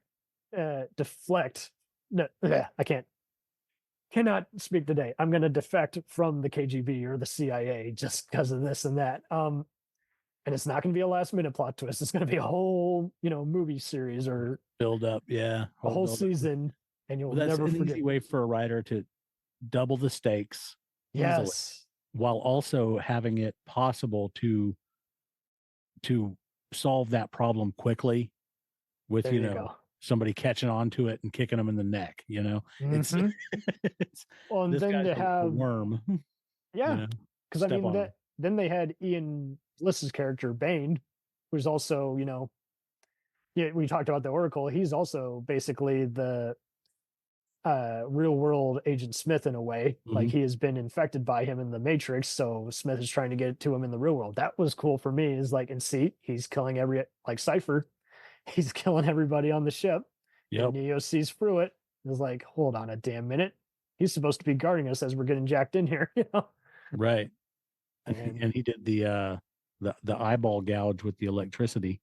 Yes, Just gets completely erased in the fourth movie. that was that's just it. There is some very cool. It's not just the billionth, like, I mean, you see it in John Wick 2, how there's a hallway of mirrors allusion to like Enter the Dragon. They did some very cool, well thought out fights. It's like, what happens if he loses this? He'll use that. You know, it's not just Jason Bourne where he makes the entire environment his weapon. He has to, you know, he's blind now, but he senses you. He sees through the coding still. So Well, it was older movies and TV shows and books and stuff. It's a trend I have seen in more recently written fiction is the protagonist not having enough struggle. Yes. Oh my God. Like if look at Die Hard, nothing goes right for John McClane. Right. Nothing. But he Everything still is against him. bulldozes through it. And he pushes through with force of will and determination and courage. He pushes through. Older movies tend to do that a little. The Matrix movies, they are constantly getting, the stakes are getting raised. They're getting more and more conflict, more and more problems. And I didn't feel like there was enough conflict in movie 4 because it was so busy. It was so busy, fun. and everything was barely an inconvenience. Yes. You know? They were like, It was let's make fun of this scene from, you know, Avengers. And like, well, I don't even like that scene from Avengers. Why are you making fun of it. It doesn't be you, dude. Be you. I don't remember. I just watched the movie. Like I've literally just finished watching It was pretty forgettable, but I had to read an article like after the fact, and they were showing, okay, this is an allusion to that and making fun of that. But again, I don't remember. It wasn't worth digging through, unlike the other movies where if you dug through it, you're like, see, who else could do that? Right. That's their signature. That's their style. Having just watched it, I don't remember a scene in the movie where that was like things got worse for them and it wasn't easily fixed. Like I don't know. I can't think of like where something equivalent of him losing his sight, like physically losing his sight where he won't get it back. Or yes, you know, there was very little bad stuff happened to the main characters. Very little, other than emotional stuff between them. Absolutely. And even that wasn't that big of a deal if you really look at it. So so many buddy movie franchises have gone downhill because they don't have enough stakes, and it really is too reliant on the charisma between the leads. And if the jokes suck, then you see through the bullet-stricken plot, or you're like, I'm looking forward to just the next fight scene because I'm not engaged. You know, in the next fight scene, they're still going to get out. One of them's going to get a little graze on their shoulder from a bullet. Then, you know, nobody's going to get shot in the gut and have to get dragged for the rest of the movie. That's true. I would applaud any buddy movie who wants to go that far. Let's have a cool villain, and then let's have the hero who we think is going to be a badass get like almost pulverized, like just lose or a even leg. have to walk on glass barefoot, and then like the rest of the movie he has to contend with that. You know, so just have something instead of just see them overcome stuff is my thing. Totally, and don't have the stunt be just too much. You know, like even Rambo movies will do it too far to where you're like, oh, stop. Yeah. That like was, the last one he did, I was just each of the Die Hard. Go ahead. And I only count the first 3. That's fine. The fourth one was trying too hard to be like the Matrix. That's fine. The fourth Die Hard movie was The Fifth Element. There you go. But Mercury Rising, you could probably count as one too. Yeah. There's one scene in each of those that you're like, oh, come on. Like I was with you up until this point. In the first one, obviously I mean, that's what Speed did so well was Roger Ebert said in his review, and I use this for my movie, make the plot go so fast where I don't have time to not accept the plot holes. Exactly. Like the jumping if it took me 10 viewings to reject you, you did your job. Yeah. Everything's going to get dated eventually. Like I will even see a scene from a movie. Like people love to make fun of the bus jump and Speed, but like I'm even rewatching parts of the original Jurassic Park, and you're like, when the characters turn this way, how did they not see the raptor? But see, it only took me 10 billion viewings to notice that. Oh, the one that gets me in Jurassic Park. Here's the one that gets me. All right. Go for it. You got the goat that's supposed to be feeding the T-Rex, right? Oh yeah, the very and it's beginning. right on the other side of the fence into the pen. Right on the other side of the fence, and it's at ground level, right? Yeah. Am I wrong? And You are then correct. when the car goes over the edge into the T-Rex pen, it Mhm. falls in the same spot where the goat was just standing at ground I level. never thought of that. Let's see. There you go. I had to see it That has multiple times. just to always catch it. bothered me. Even the first time I watched it, I was like, wait a minute, well, how are they falling? And this is where it gets very trivial with certain movies because, like, Yeah. some of them, It's the only thing that bothers me. I had an issue with There Will Be Blood when I first saw it because it's like I want to see more of all these other guys. This guy's in fact impacting, but oh, that's not the movie. We're only That's not the seeing the movie. main guys. But so this is where it gets really annoying too, when you gotta, because audiences will often just reject a movie saying that's not what I want, and even more in a snobby trailer world. But then there's other ones where it's like, I see what the filmmaker's going for. I would have preferred they go with this because it's not. I have demolished a bunch of recent westerns lately just because I'm like, the villain's just bad because he's bad. I hate that. I want to know Yeah. why. Were they in a love triangle? Was his land taken from him? Is he a disgruntled Confederate? Why is he a shithead raping and pillaging a village and the lone sheriff or cowboy has to come out of retirement and save his town? I want to know. Right. I need to know why the bad guy's doing what he's doing. Why I he know thinks they're a he's good the actor. guy. I know you this know? is well shot. That's not enough for me anymore. And same thing with the Matrix knockoffs. You know, if John Wick wasn't so Tarantino-ish with its dark comedy, I think everyone would have rejected it. Despite all the great fight scenes, they would have been like, even people who don't care for those kinds of movies have seen them with me. You know, I like those kinds of. I did not think John Wick lived up to the hype because the first watch of John Wick was probably 3 months ago.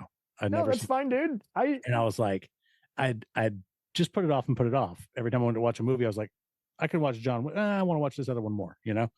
But I But was that's like, the other thing I noticed too is I see rabid fans. It's like, this is the best thing. I'm like, but you haven't seen the other things the rest of the year. Hold on. I guess that's the thing. Maybe I was just seeing a lot of really good action movies, and I was like, No, this was an action movie, and it was. No, I'm okay. agreeing with you. I see a lot of people who act like that's the only one and there's no competition. And I'm like, we got to talk.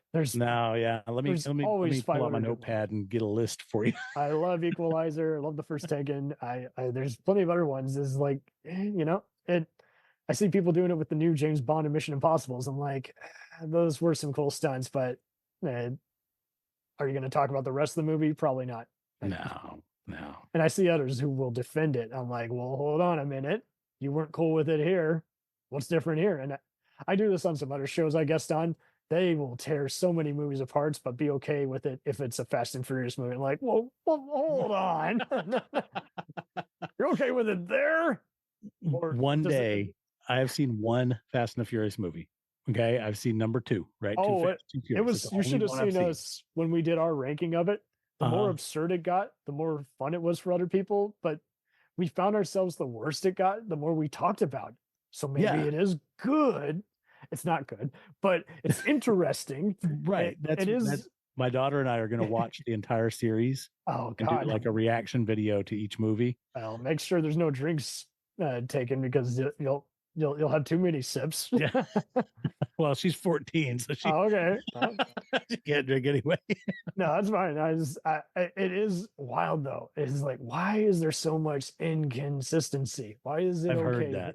I've heard that it gets really ridiculous by maybe 5 or 6. In space. They're essentially superheroes at that point. And it's so weird how the fandom kind of became bigger than the actual product. Like Universal didn't know how good they had it, so they just played to it. And Vin Diesel pissed off a few directors, so now they got new directors. It's just like, man, I can't think of any other franchise that is I think the only thing I could compare it to is probably Friday the 13th, where they didn't know how good they had it. Then the community spoke up. So then they kind of became unofficial party movies. Yeah. Right. If that makes sense. It's the same kind of deal. It's like, what? It became that big? And to where now even people who aren't fans, even they get it because they'll see a meme about it or people people will now stand up and go family, and they're like, "Oh, I see what you're referencing." There, it is Right, weird how. I know mean, what you're referencing. I haven't seen the movies, but I know what you're I talking haven't about. seen it, but I mean, the TV show Psych was good about that, where they would make a reference, and I would bust out loud laughing. I hadn't even seen the movie they were making fun of, but I knew instantly. Ah, I have heard about that. That's funny. Right. I know that one thing. I understood that reference, but not really. Well, yeah, with Psych, you really will get it. You've heard enough about it. Like it's not unapproachable. But don't get me wrong, it is not easy to do that. I will see plenty of. I mean, there's plenty of sketch shows I don't watch anymore just because they will just really just go too long. I'm like, what? Yeah. Yeah. You lost me there. And What's funny about references, my daughter, we're starting to introduce her to the movies that we watched growing up. Now So she's much fun. older. She can watch PG-13 stuff now. So there you go. we've opened up a whole world of movies. And it's so funny. We just watched Raising Arizona recently. Oh my with her for word, the my first parents' time. favorite movie. Right. There's so many great quotes in that movie that Coens, my man. wife and I say all the time. Right. We quote that movie. You can use it anywhere. Yeah. You can. And every time one of the quotes that we say all the time would come up, my daughter would be like, I see what you did there. it's like, that's the thing you always say. Oh, now you're just quoting So Ferris good. Bueller or Breakfast Club. Now you're quoting. Yeah, that's Big all I do is Lebowski. quote movies and TV shows. That's all I do. And like, it's so funny watching her realize that this thing I'm quoting came out in 1986. You know? Yeah, older than dirt. And it's like, Right. oh, now you're referencing Rain Man. Now you're referencing classic war movie like Patton. It is funny how, and Matrix was another one where it's just like there are so many quotes in this fucking thing. Like I would see people, I think Smith says in I think either Reloaded or Revolution, he's like, now there's more than two of me or something like that. Right. And I've seen memes of that. But I mean, just the first one alone is like when they walk into that lobby when they're breaking into the cyber system again and they go, guns, lots of guns. Lots of Gamers guns. will quote that to this very day. And I'm just Right. like, I know who you are. I see what you did there. It is almost like a Star Trek thing where it's like, where someone will just say, I hope I'm not a red shirt. And you're like, hey. Everyone else, even people who don't watch it, like, oh, those are the guys who die. That's the trope. guy. Yeah. So you We're a understand. trope based humor. And I mean, You don't have to have seen things to like, and it's funny. I'll show her a movie, and it's not even something that I say. She just has seen memes online, and she'll be like, oh, "That's where that meme came from," and I'm like, "Yep." yes. All these memes is like it has ruined the internet for people. So I'm tired of people complaining, oh, this is going to be outdated. It doesn't work anymore. It's like, well, make it work. Explain. Yeah. You're the film buff, so be the film history book for one day. I do this when introducing people to a cult TV show. Like the hardest one to do for me is still Mystery Science Theater. Like that is Elvira meets Muppets. That is the best way to explain that show. A janitor and two robots are trapped in space, forced to watch bad movies. Right. That is the And you premise. get to watch the bad movie with them. That's the beauty of that. That is the beauty. But most people will over-explain it, and I've done it many a time. People are zoned out by the second sentence. You didn't grab their attention. You confuse them. They're not going to check this out when the conversation ends. So you got to grab it. And Yeah, the way I explain that is it's very, very funny people watching bad movies and cracking wise while doing it. there you go. That's it. That's all it is. Simple.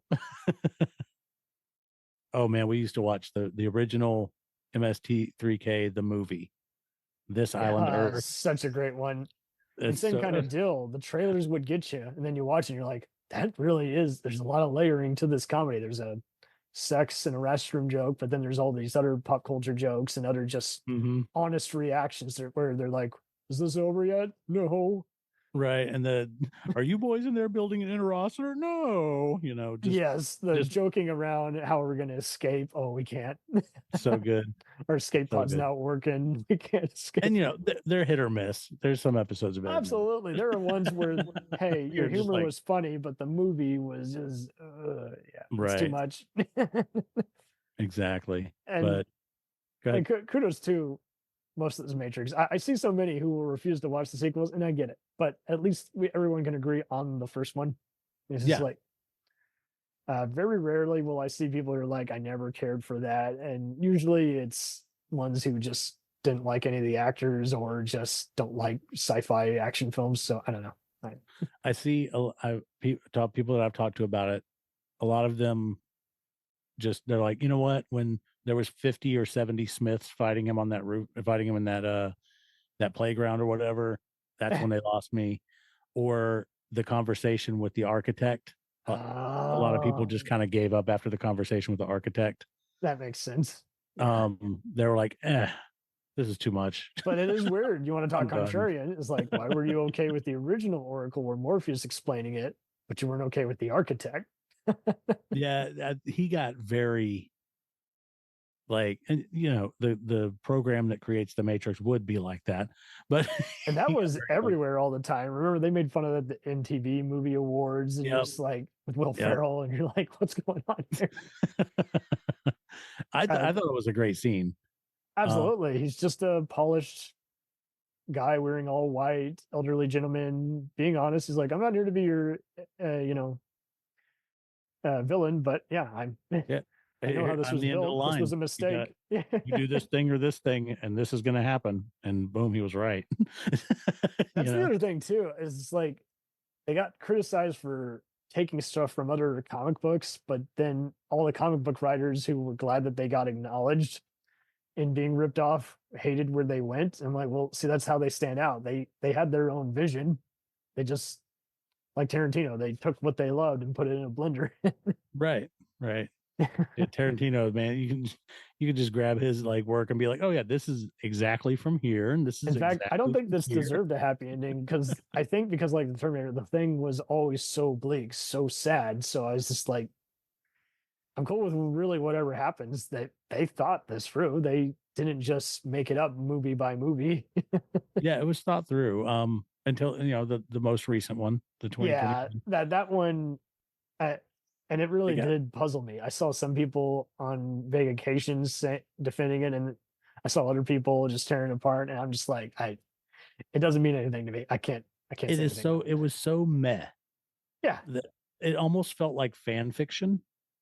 It was fan fiction mixed with like go to your favorite theme park ride, but they decided to update it with a few more things, and there's still glitches in it, and you're like, and right. This is what goes back to movies to begin with, where you're what mood you're in when you watch it versus how much money you're spending. In this case, if you're still getting that and those aren't even a factor, something's up. And it's like, right, yeah, none of that was a factor. I get booed all the time because I come out of a superhero movie and don't get me wrong, I don't troll people, I don't go boo, but I just will be very unimpressed, and it's kind of like.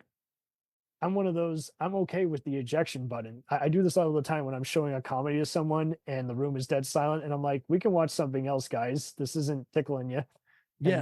They'll want to suffer through it. I'm like, no, I'm not here to torture you. And there's no, but it's impossible to do that when you're in the actual theater. All you got is just, I'm going to walk out, and I can't go to sleep. I don't like to be the asshole who's snoring. And I find it impossible to go to sleep to a movie unless it's like 4 a.m. But long story short, go ahead. I just find plots very predictable and just too convenient. And I hate how people will tear another movie apart, but then do the whole, well, this happened in this comic book. I'm like, no. We're not talking about that medium. A lot of things can work in a comic or a book or even an internet web series or a TV show that don't work as a movie. So don't use the other medium to defend this thing. It's got to stand on its own 2 feet. And right now, like, there are parts of the other Guardians of the Galaxy movies, you were talking about Marvel earlier, that don't appeal to me because they just remind me of better movies like Fifth Element, where I'm just like, eh. But I came around to the first one at least, where I'm like, I'm getting it. The superhero movies, they've just all become so formulaic. But so many people will deny it. They're like, no, it's fine. And RoboCop and Matrix were kind of, and even Unbreakable were kind of the start of, let's make our own superheroes that don't have a previous, they built on capacity. Their own. They weren't even trying to be a franchise. They were just trying to be good. And then they got too good. So speaking, Invincible. Yes. Oh, you watched Invincible. Okay. Yeah, it's by the guys who did The Boys, and it's pretty wacky. Well, it's Robert Kirkman. And Yep. there was a My recently, bad, The Walking Dead, but it's Yeah. much like The Boys, where it makes fun of. it's all much these- like The Boys. Yes, Yeah. it has That's why it's very on Amazon. similar. But Invincible, Robert Kirkman was on, I think, Twitter, and said, "Yeah, what's the main guy's Omni-Man? Omni-Man is much stronger than Superman and could beat him in a fight." Eh, And I'm like, why is this even a discussion? Because you're the writer for Omni-Man.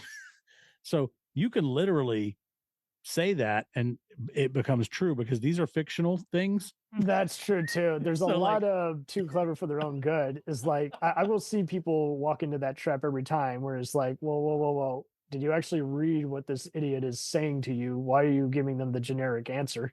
And it is hard to believe. It's like sometimes they'll kiss their fans' ass, sometimes they'll get in disputes. It's like Well, it's all for publicity.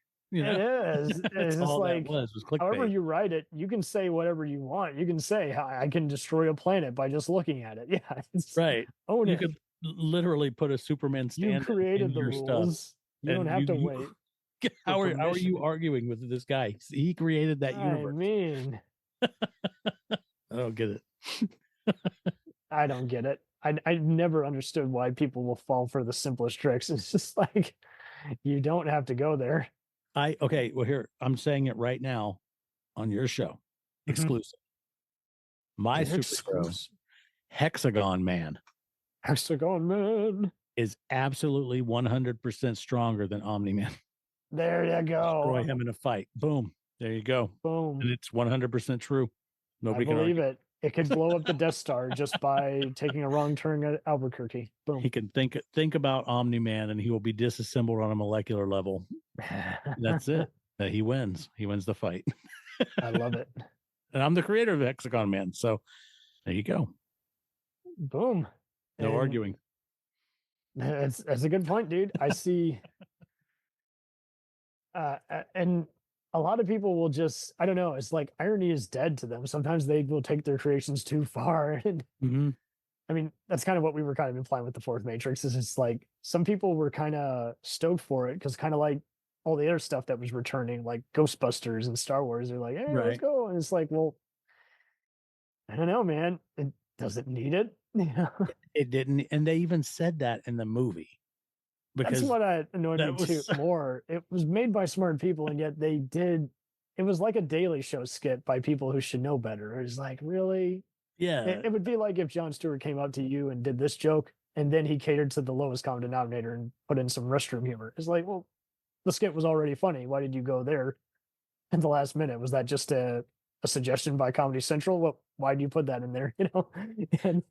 And the more I'm thinking about it, like I said, I literally right before I came out to my studio, I finished watching the movie. I'm sorry. Oh, you're fine. I was finishing up. I've never seen it. And the more I think about it as I'm walking out to the studio, I'm like, it felt like a middle-aged person's fantasy of going back to the glory days is what it kind of felt like plot wise, like Mhm. just the idea that they made it. And I don't know, just kind of what it felt like to me, because that was kind of Trinity's storyline in the movie. Yeah. Like she slowly was like, oh man, yeah, I can go back to the glory days and Mhm. get with my old boyfriend, that's what it became. That's what, and that's like you said, it's fan fiction, but it's not good fan fiction. Right. But it's by the original people. I'm like, whatever. I mean, we talked about this with Hobbit too. It's like originally it wasn't Peter Jackson, but even he came back and was like kind of carefree. Is like, let's just have fun. I'm like, well, this kind of isn't fun. This is unneeded. It's slogged. I got nothing good to say about the Hobbit movies. I got nothing Me good to neither. say about them. And trust really me, don't. I got plenty of defensive answers by cousins who were raised on the works of Tolkien. I'm like, listen to yourself. This isn't needed. No.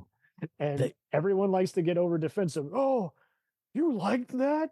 You hated that? It is always amazing. It's like, and you will always get the person saying, I'm open-minded. I can handle it. I'm like, well, clearly you can't handle it. You are losing your temper over, I mean, movies by default are bullshit.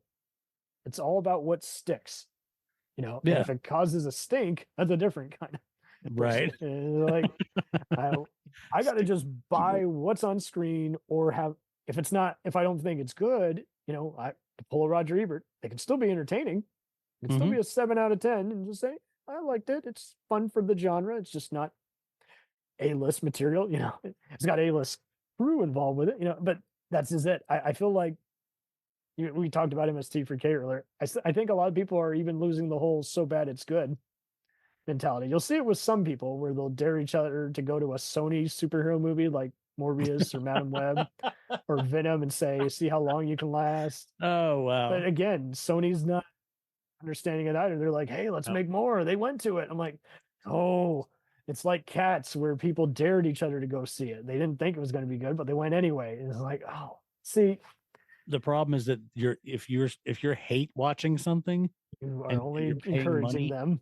if you're paying money to hate watch something, you're They're only taking note. So it took Hasbro a while to learn. All of these, every social media company should have a toggle on every post, every video, everything. Yes. And say, I'm hate watching this, or don't count this in my algo, please. There you go. Because my daughter will mention a artist and I'll look it up on Spotify and it's terrible. I will always use the thumb downs option on Hulu. It gets stuck in my algo, or like more suggested like this. You're like, no. And then like, okay, one night we were on a vacation. Algorithms. Yeah. One night we were on vacation. We didn't bring our noisemaker machine that we have an alarm clock. Forgot to bring it. And man, it's tough to go to sleep without that thing. Once you're used to it, we've been sleeping with it for years, Oh, trust me. I'm using Omnipimp, which is using brainwaves because my other devices I was using were letting me down. The Bluetooth errors were happening in the middle of the night. Not a good thing, but this thing was good at alarm clock that makes noise. You need an alarm clock. A phone is not enough. If your phone dies and you still don't have an alarm clock, I mean, I'm now getting more watches because I'm realizing at this time in my life as a supervisor at my job, I do actually value my time on my off days. Yeah. So I got to stop letting time kick my ass. Exactly. Get yourself a schedule yourself downtime. That's extremely important. Schedule yourself. I need 4 hours of no responsibility. Yes. Nothing. I need, and you know what? Need that time to go to the restroom, eat dinner, shower. That 4 hours is that's my goofing off video games and not feel guilty. Oh, so there you go. Yeah. Like I need more time like that too. But you put it on your schedule and don't let anybody interrupt you or take that time away from you. Yes. You'll be a happier person. Once I started scheduling and actually putting it on my calendar so nobody can schedule a meeting with me at that time. Yeah, there you go. Once you do that, while you're doing it, you don't feel guilty because you're like, this is what I'm supposed to be doing right now is bingo. Relaxing. It reads in fine print.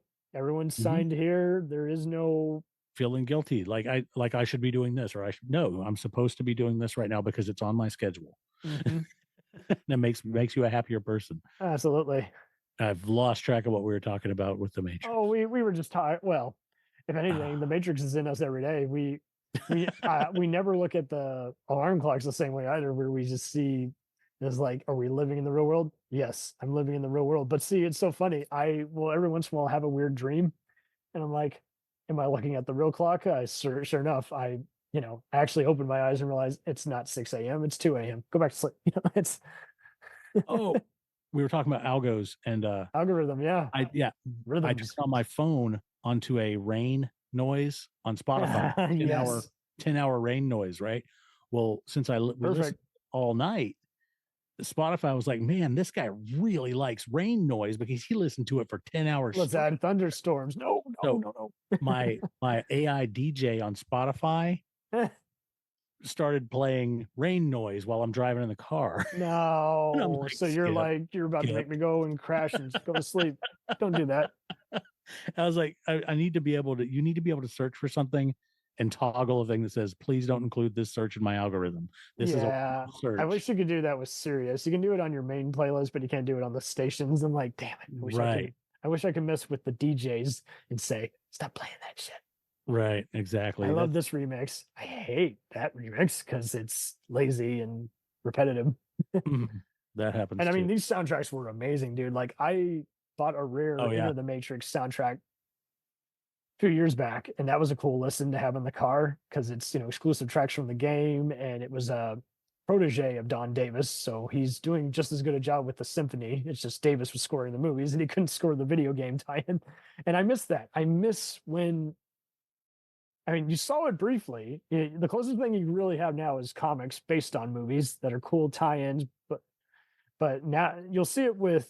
I mean, the Alien franchise has done it where there's digital shorts that come out and they're later included on the Blu-ray special feature release. But I do miss when there was a bunch of stuff that came out and it all tied together. Like, well, Lost did that. They Lost would do had an it. entire ARG that like you had to go to websites and log into stuff and make all kinds of cool connections and that was real big for a little while, but then it just kind of fell off.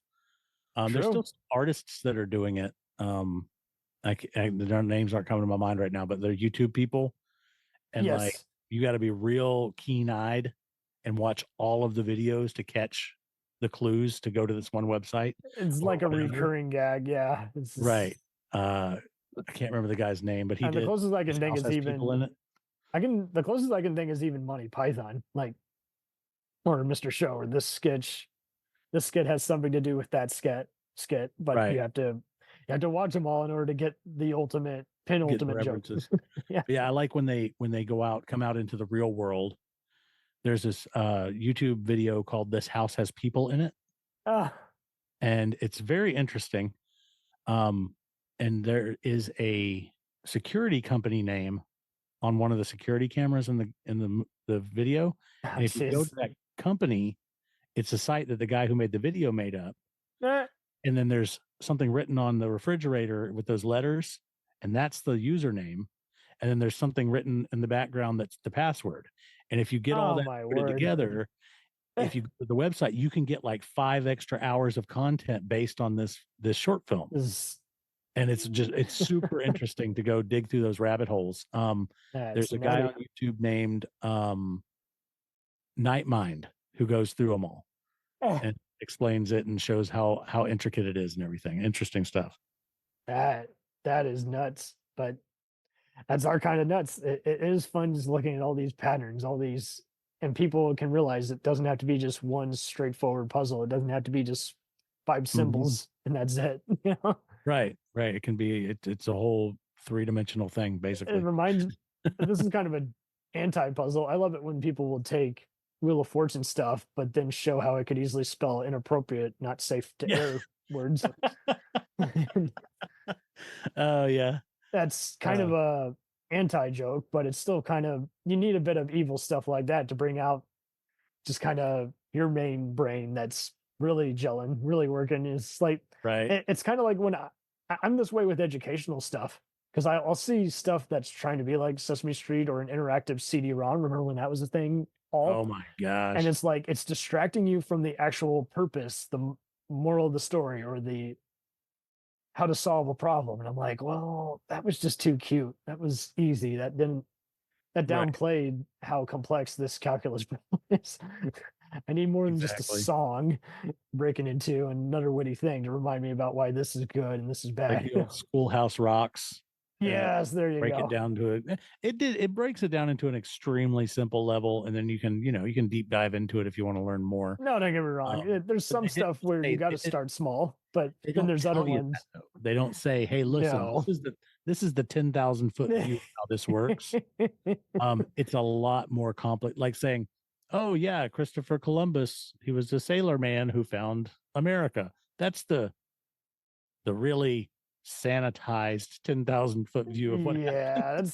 Let's update that a bit. So you dig it, but when you're dealing with first graders, that's what you do. You'll learn more about the real story later, but this is the basic idea. So I kind of get it with like Schoolhouse Rocks. Absolutely. And I'm cool with people even taking that style. It's just I hate it when it's like, you were so focused on sometimes even getting a famous name can really distract you because you're just like, I just want to listen to the famous person talk. Well, my daughter it might be at this school. I can't remember which school it was. There's a picture of The Rock on the wall. As long as it's not Agent Smith teaching, I'm cool with the school. Dwayne The Rock Johnson with a milk mustache. It's like Got Milk. Oh yeah. Like it's not even that it's a milk ad. it's like, Dwayne the Rock Johnson's watching me eat lunch every day. That's true. That's the joke of it. So like the idea that you should drink milk goes over everybody's Or head. he's going to because the pulverize celebrities you do. with the Yeah, people's exactly. elbow. Yep. And then my daughter's lactose intolerant, so she's like, really "Oh, not going to do it now. She's like, especially when he's staring down with those The Rock- eyes. the Rock's gonna make me drink something that I'm gonna regret drinking." And it kind of kills the idea of the ad if you have too much star power behind it, Yeah, it's true. You'll think twice. You'll be like, I'm good. Right. So, what did you think about the Jada Pinkett Smith makeup to make her look ancient in the fourth Matrix? I don't even remember it, to Don't be remember? honest. It was She looked, bad. say what you want about her now as a person, but like she looked pretty awesome in Angel Has yeah. Fallen, the recent Olympus Has Fallen sequel. Probably the Oh last one. no, I haven't seen that one. Yeah, she's one of the FBI agents who thinks the main character who's been framed may or may not have tried to kill one of the presidents, but and then of course comes around to it. So that was a cool ass kicking for her in a post, Demon Knight Matrix way. But yeah, Niobe was just so fun in the movies, and it felt like some of the returning people they brought back on that fourth one was just like, why are they here? And don't get me wrong, did not need to be there. I feel like a lot of people who find the Matrix overrated or don't care for the sequels only saw them once. But don't get me wrong, sometimes there's plenty of movies. I have a limit. I will watch a movie 3 or 6 times if I don't care for it, if I really want to see why people like it so much. And if I can't get it on any of those viewings and it's just driving me crazy, I will. So I typically will not watch the same movie more than once in a 5-year period. Oh, there you go. That's me. It just, because then like I had forgotten so much about Revolutions and Reloaded that like I was really entertained by them because I had forgotten so much about them. If I watched them quite regularly, it would be could be a problem. That could be a problem. That is true. So I don't recommend everyone do marathons all the time, but if you years ago I went with my pal Fabian and he did a cool Morpheus cosplay with the sword and robe and all, the purple robe. That's cool. And, do you do cosplay? I messed with it briefly, but I haven't done it in a minute. But there are some cool Matrix cosplayers on rare occasion. Right. I've only been to a couple of conventions. My daughter does cosplay and we go to them, but nice. She's does the competitions, the crafting competitions where like you have to build your cosplay completely from scratch. You can't buy anything except for like fabric and thread and materials. So she does everything from scratch, and it's quite amazing. Man. Really, yeah, she's pretty good. She's getting really good at it. So yeah, 14. Hey, the sooner the better. I feel like I've lost a lot of my arts and crafts skills just because I haven't done it in forever. You don't flex the muscle, it's going to go weak. It will go away. I mean, just like with languages and all that. And I think a lot of people owe it to themselves. Like, hey, do it, and don't. If you're the weird kid in class, that's okay. That's what you love doing. So do it. I'm trying to anybody you see on YouTube doing something and you're like, wow, that's amazing.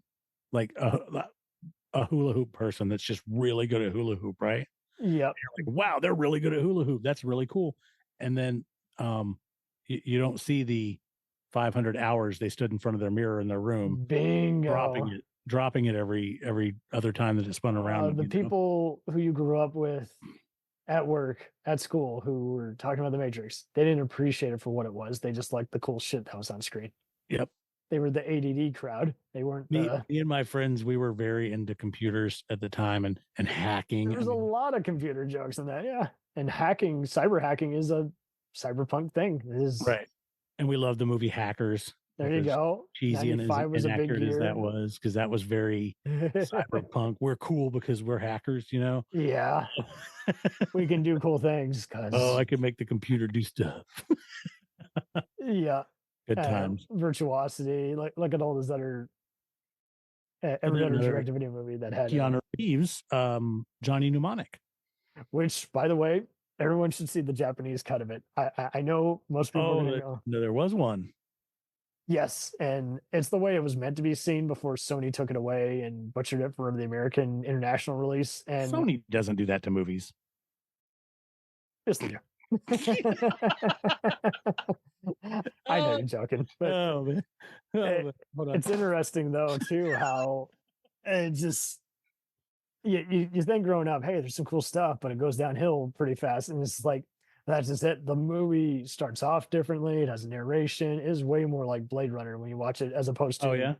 when what we saw, it just looked like a bad Total Recall Star Trek type episode where it's like, what's going on? Why is everyone trying to kill him? And without that, I don't think he would have done the Matrix. But the movie is more complete. You get different takes. You don't get any of the hammy acting, awkward cuts. Oh, okay. You understand why the street preacher and Takeshi Kitano, the evil company guy, are trying to kill him. And just those extra scenes, they were both brief scenes, but they said a lot. And when you goof off with a movie, when you fire the director, you're not going to get a coherent premise. No. Yeah, you're really not. And Barbie did that. sorry. Yeah. Barbie was all over the place. Yeah. I couldn't get into that or Oppenheimer. I was just like, yeah, this Gerwig, she's a good actress, but she's not good with staging, unlike The Matrix, where I know where everyone is and I see something new each time I watch it. Hey, if you look a scene further, you can see one of the agents creeping up, but you don't notice it because you're busy paying attention to Morpheus talking to Neo in this simulation. And that's what was cool, was those fake outs. And Right. I don't know what it is. I am bored with today's war movies, and I was really bored with Oppenheimer. And I was just like, I know why he did what he did. I don't need 3 hours for you to tell me this. And Yeah, it could have been an hour and a half. I find that being my criticism. could have been a of- mini series on Hulu, 5 episodes. It's just like, Yeah, and they could have gone as deep as they wanted to with it. yeah. You went and looked at your watch.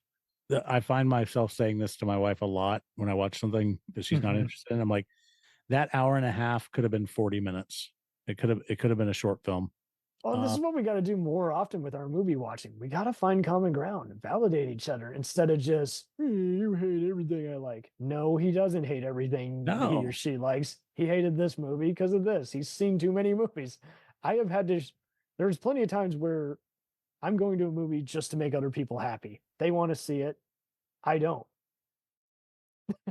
So I will I'm not. not doing it so they'll shut up. I'm doing it just, they want to see a movie. I'm just not feeling it today, but I'm not going to be the Debbie Downer. Right. Yeah, I'm not going to crap on anybody else's good time. If somebody else likes something, I'll be like, hey, everybody's got an opinion about it, But that's the other thing too. It's like, I hate when they do the whole, I'm getting cool with this, but you're an exception. I'm like, oh, okay, do tell. And it annoys me to no end though, too, when people want to say this is a ripoff, but they haven't even seen the original movie. I'm like, oh, okay, you're going to call this a ripoff of that? I'll do one better for you. This is a ripoff of Death Wish or Leon the Yep. Professional. Maybe Scarface, which was already a Godfather knockoff. It's like everyone likes to, but then you'll see the others saying, I'm cool with it being not original. I'm like, do you hear yourself? What they say, like, Yes. oh, this is a Hunger Games ripoff, and you're like, well, and then you hear people say, well, Hunger Games is a battle royale ripoff. I'm like, but there's so much more to the Hunger Games and less to the Hunger Games. It's different enough that it's its own thing. I don't feel like it's a ripoff. The basic premise of people in a last man standing, the basic premise of people in a last man standing battle has been around forever, in different Bingo. forms. It's how you So, do it. Yeah. You gotta, and make, if anything, I mean, you ask any action director, they'll tell you right away, is just make, like, so there's two gangster and cop shows I'm going to recommend.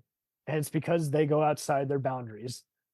The trailers look like just about anything. It's already been done. But they execute it differently. Like Ray Donovan is different than any of the other, villain protagonist shows because he wants to escape his chaotic world. But all of them, it's a family of crooks and they all got, crappy criminal records. Kind of hard to get out of their hellhole. But he's got, 5 different reasons. He thinks, he suspects his wife's being unfaithful. He's noticing himself turn to the dark side and it disturbs him. He's seeing his kids all want to push away from him. He's got a bunch Lots of of reasons. motivation. He wants to change by the end of season 1, and he does. And then he changes every season. So that makes it even more fun, especially when it gets formulaic. The Closer. That was amazing because it was fucking funny. It's not even promoted as a comedy, but you got the guy from Police Academy, and he's being a hysterical boomer kind of cop, and the others are like, "Hey, man, you kind of can't say that. You're kind of fucked up." And at the end, you know the case is going to get solved. You know who the bad guy is probably after 20 minutes, but you don't know why or how, and you're hoping for a confession, and you feel trapped inside that confession booth by the time they're in, and then they end it with some wacky line that sums up all the chaos that kind of went down. It's like, see, that's cool. But then there's other ones that, again, they're like, we got to get this in. And it just feels lazy because they've been doing it so long, they don't even realize why they do it or why they love doing it. It's like, it's almost like AI's writing it. I wouldn't be surprised. I'm waiting for another scandal like that, where it's like, this director was a creep, or there were no writers present. They're all aliases of the same guy. So he has like 5 different fake, accounts he gets residuals from. Yeah, collecting a check from all of them. But so yeah, I gotta be wrapping it up. I gotta hey, it has been a delight having you on here, my guy, and you're welcome back anytime. That's a wrap for Davis. David King David Medus. Medus is how it's pronounced, but Medus, I'm not. Yes, I'm the worst. David Medus. Yeah, it was you were the one tonight. I would like to come on and talk about other things. Hit me up anytime you need a guest or whatever. I promise. Well, hey, we're talking about Lost. We can do another funny summary of that, and we can talk about other fantasy shows. I've watched Lost so many times. I think I've watched it all the way through 4 times. That's fine. And I know that show inside and out. I always give a disclaimer to everyone also. Like, we don't have to like every single one. It's like, I want everyone to validate their take on it. I don't want this to be a let's bitch with each other. And Lost is so broad. You can love certain things about it and hate certain things about it at the same time. Like Jack, the character, I hate him. I hate Jack. And he's the main character. He's the main character, but I hate him. And my daughter hates him. Like, every time it looked like he was going to eat it, he's going to be gone.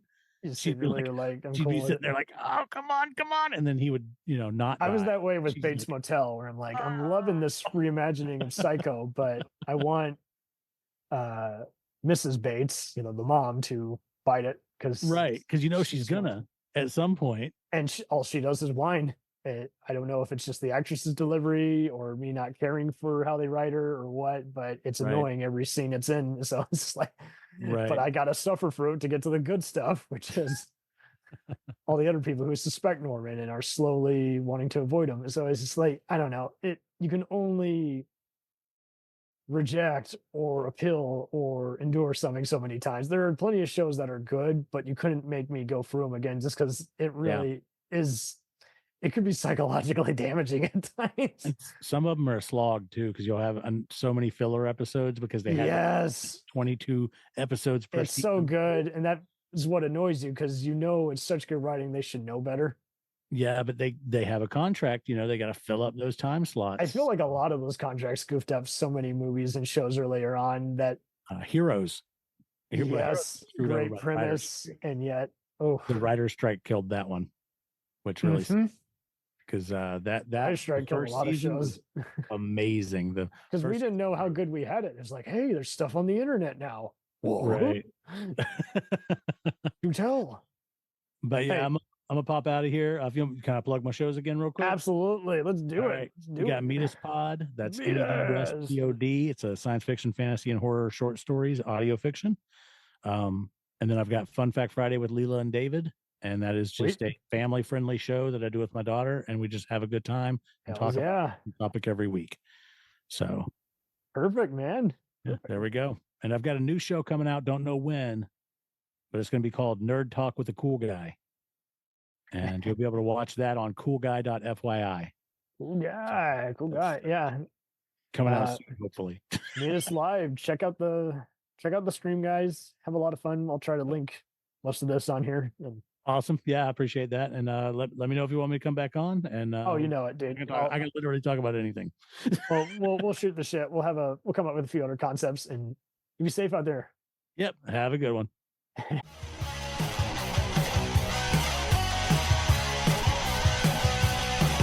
Follow Follow us on the web on Facebook, Twitter, and Instagram. The podcast is available on Podbean, Spotify, iHeartRadio, Anchor, Apple, and anywhere else podcasts are available. Feel free to review our show and leave comments on any of those sites. Thanks a million for listening. It's a jacked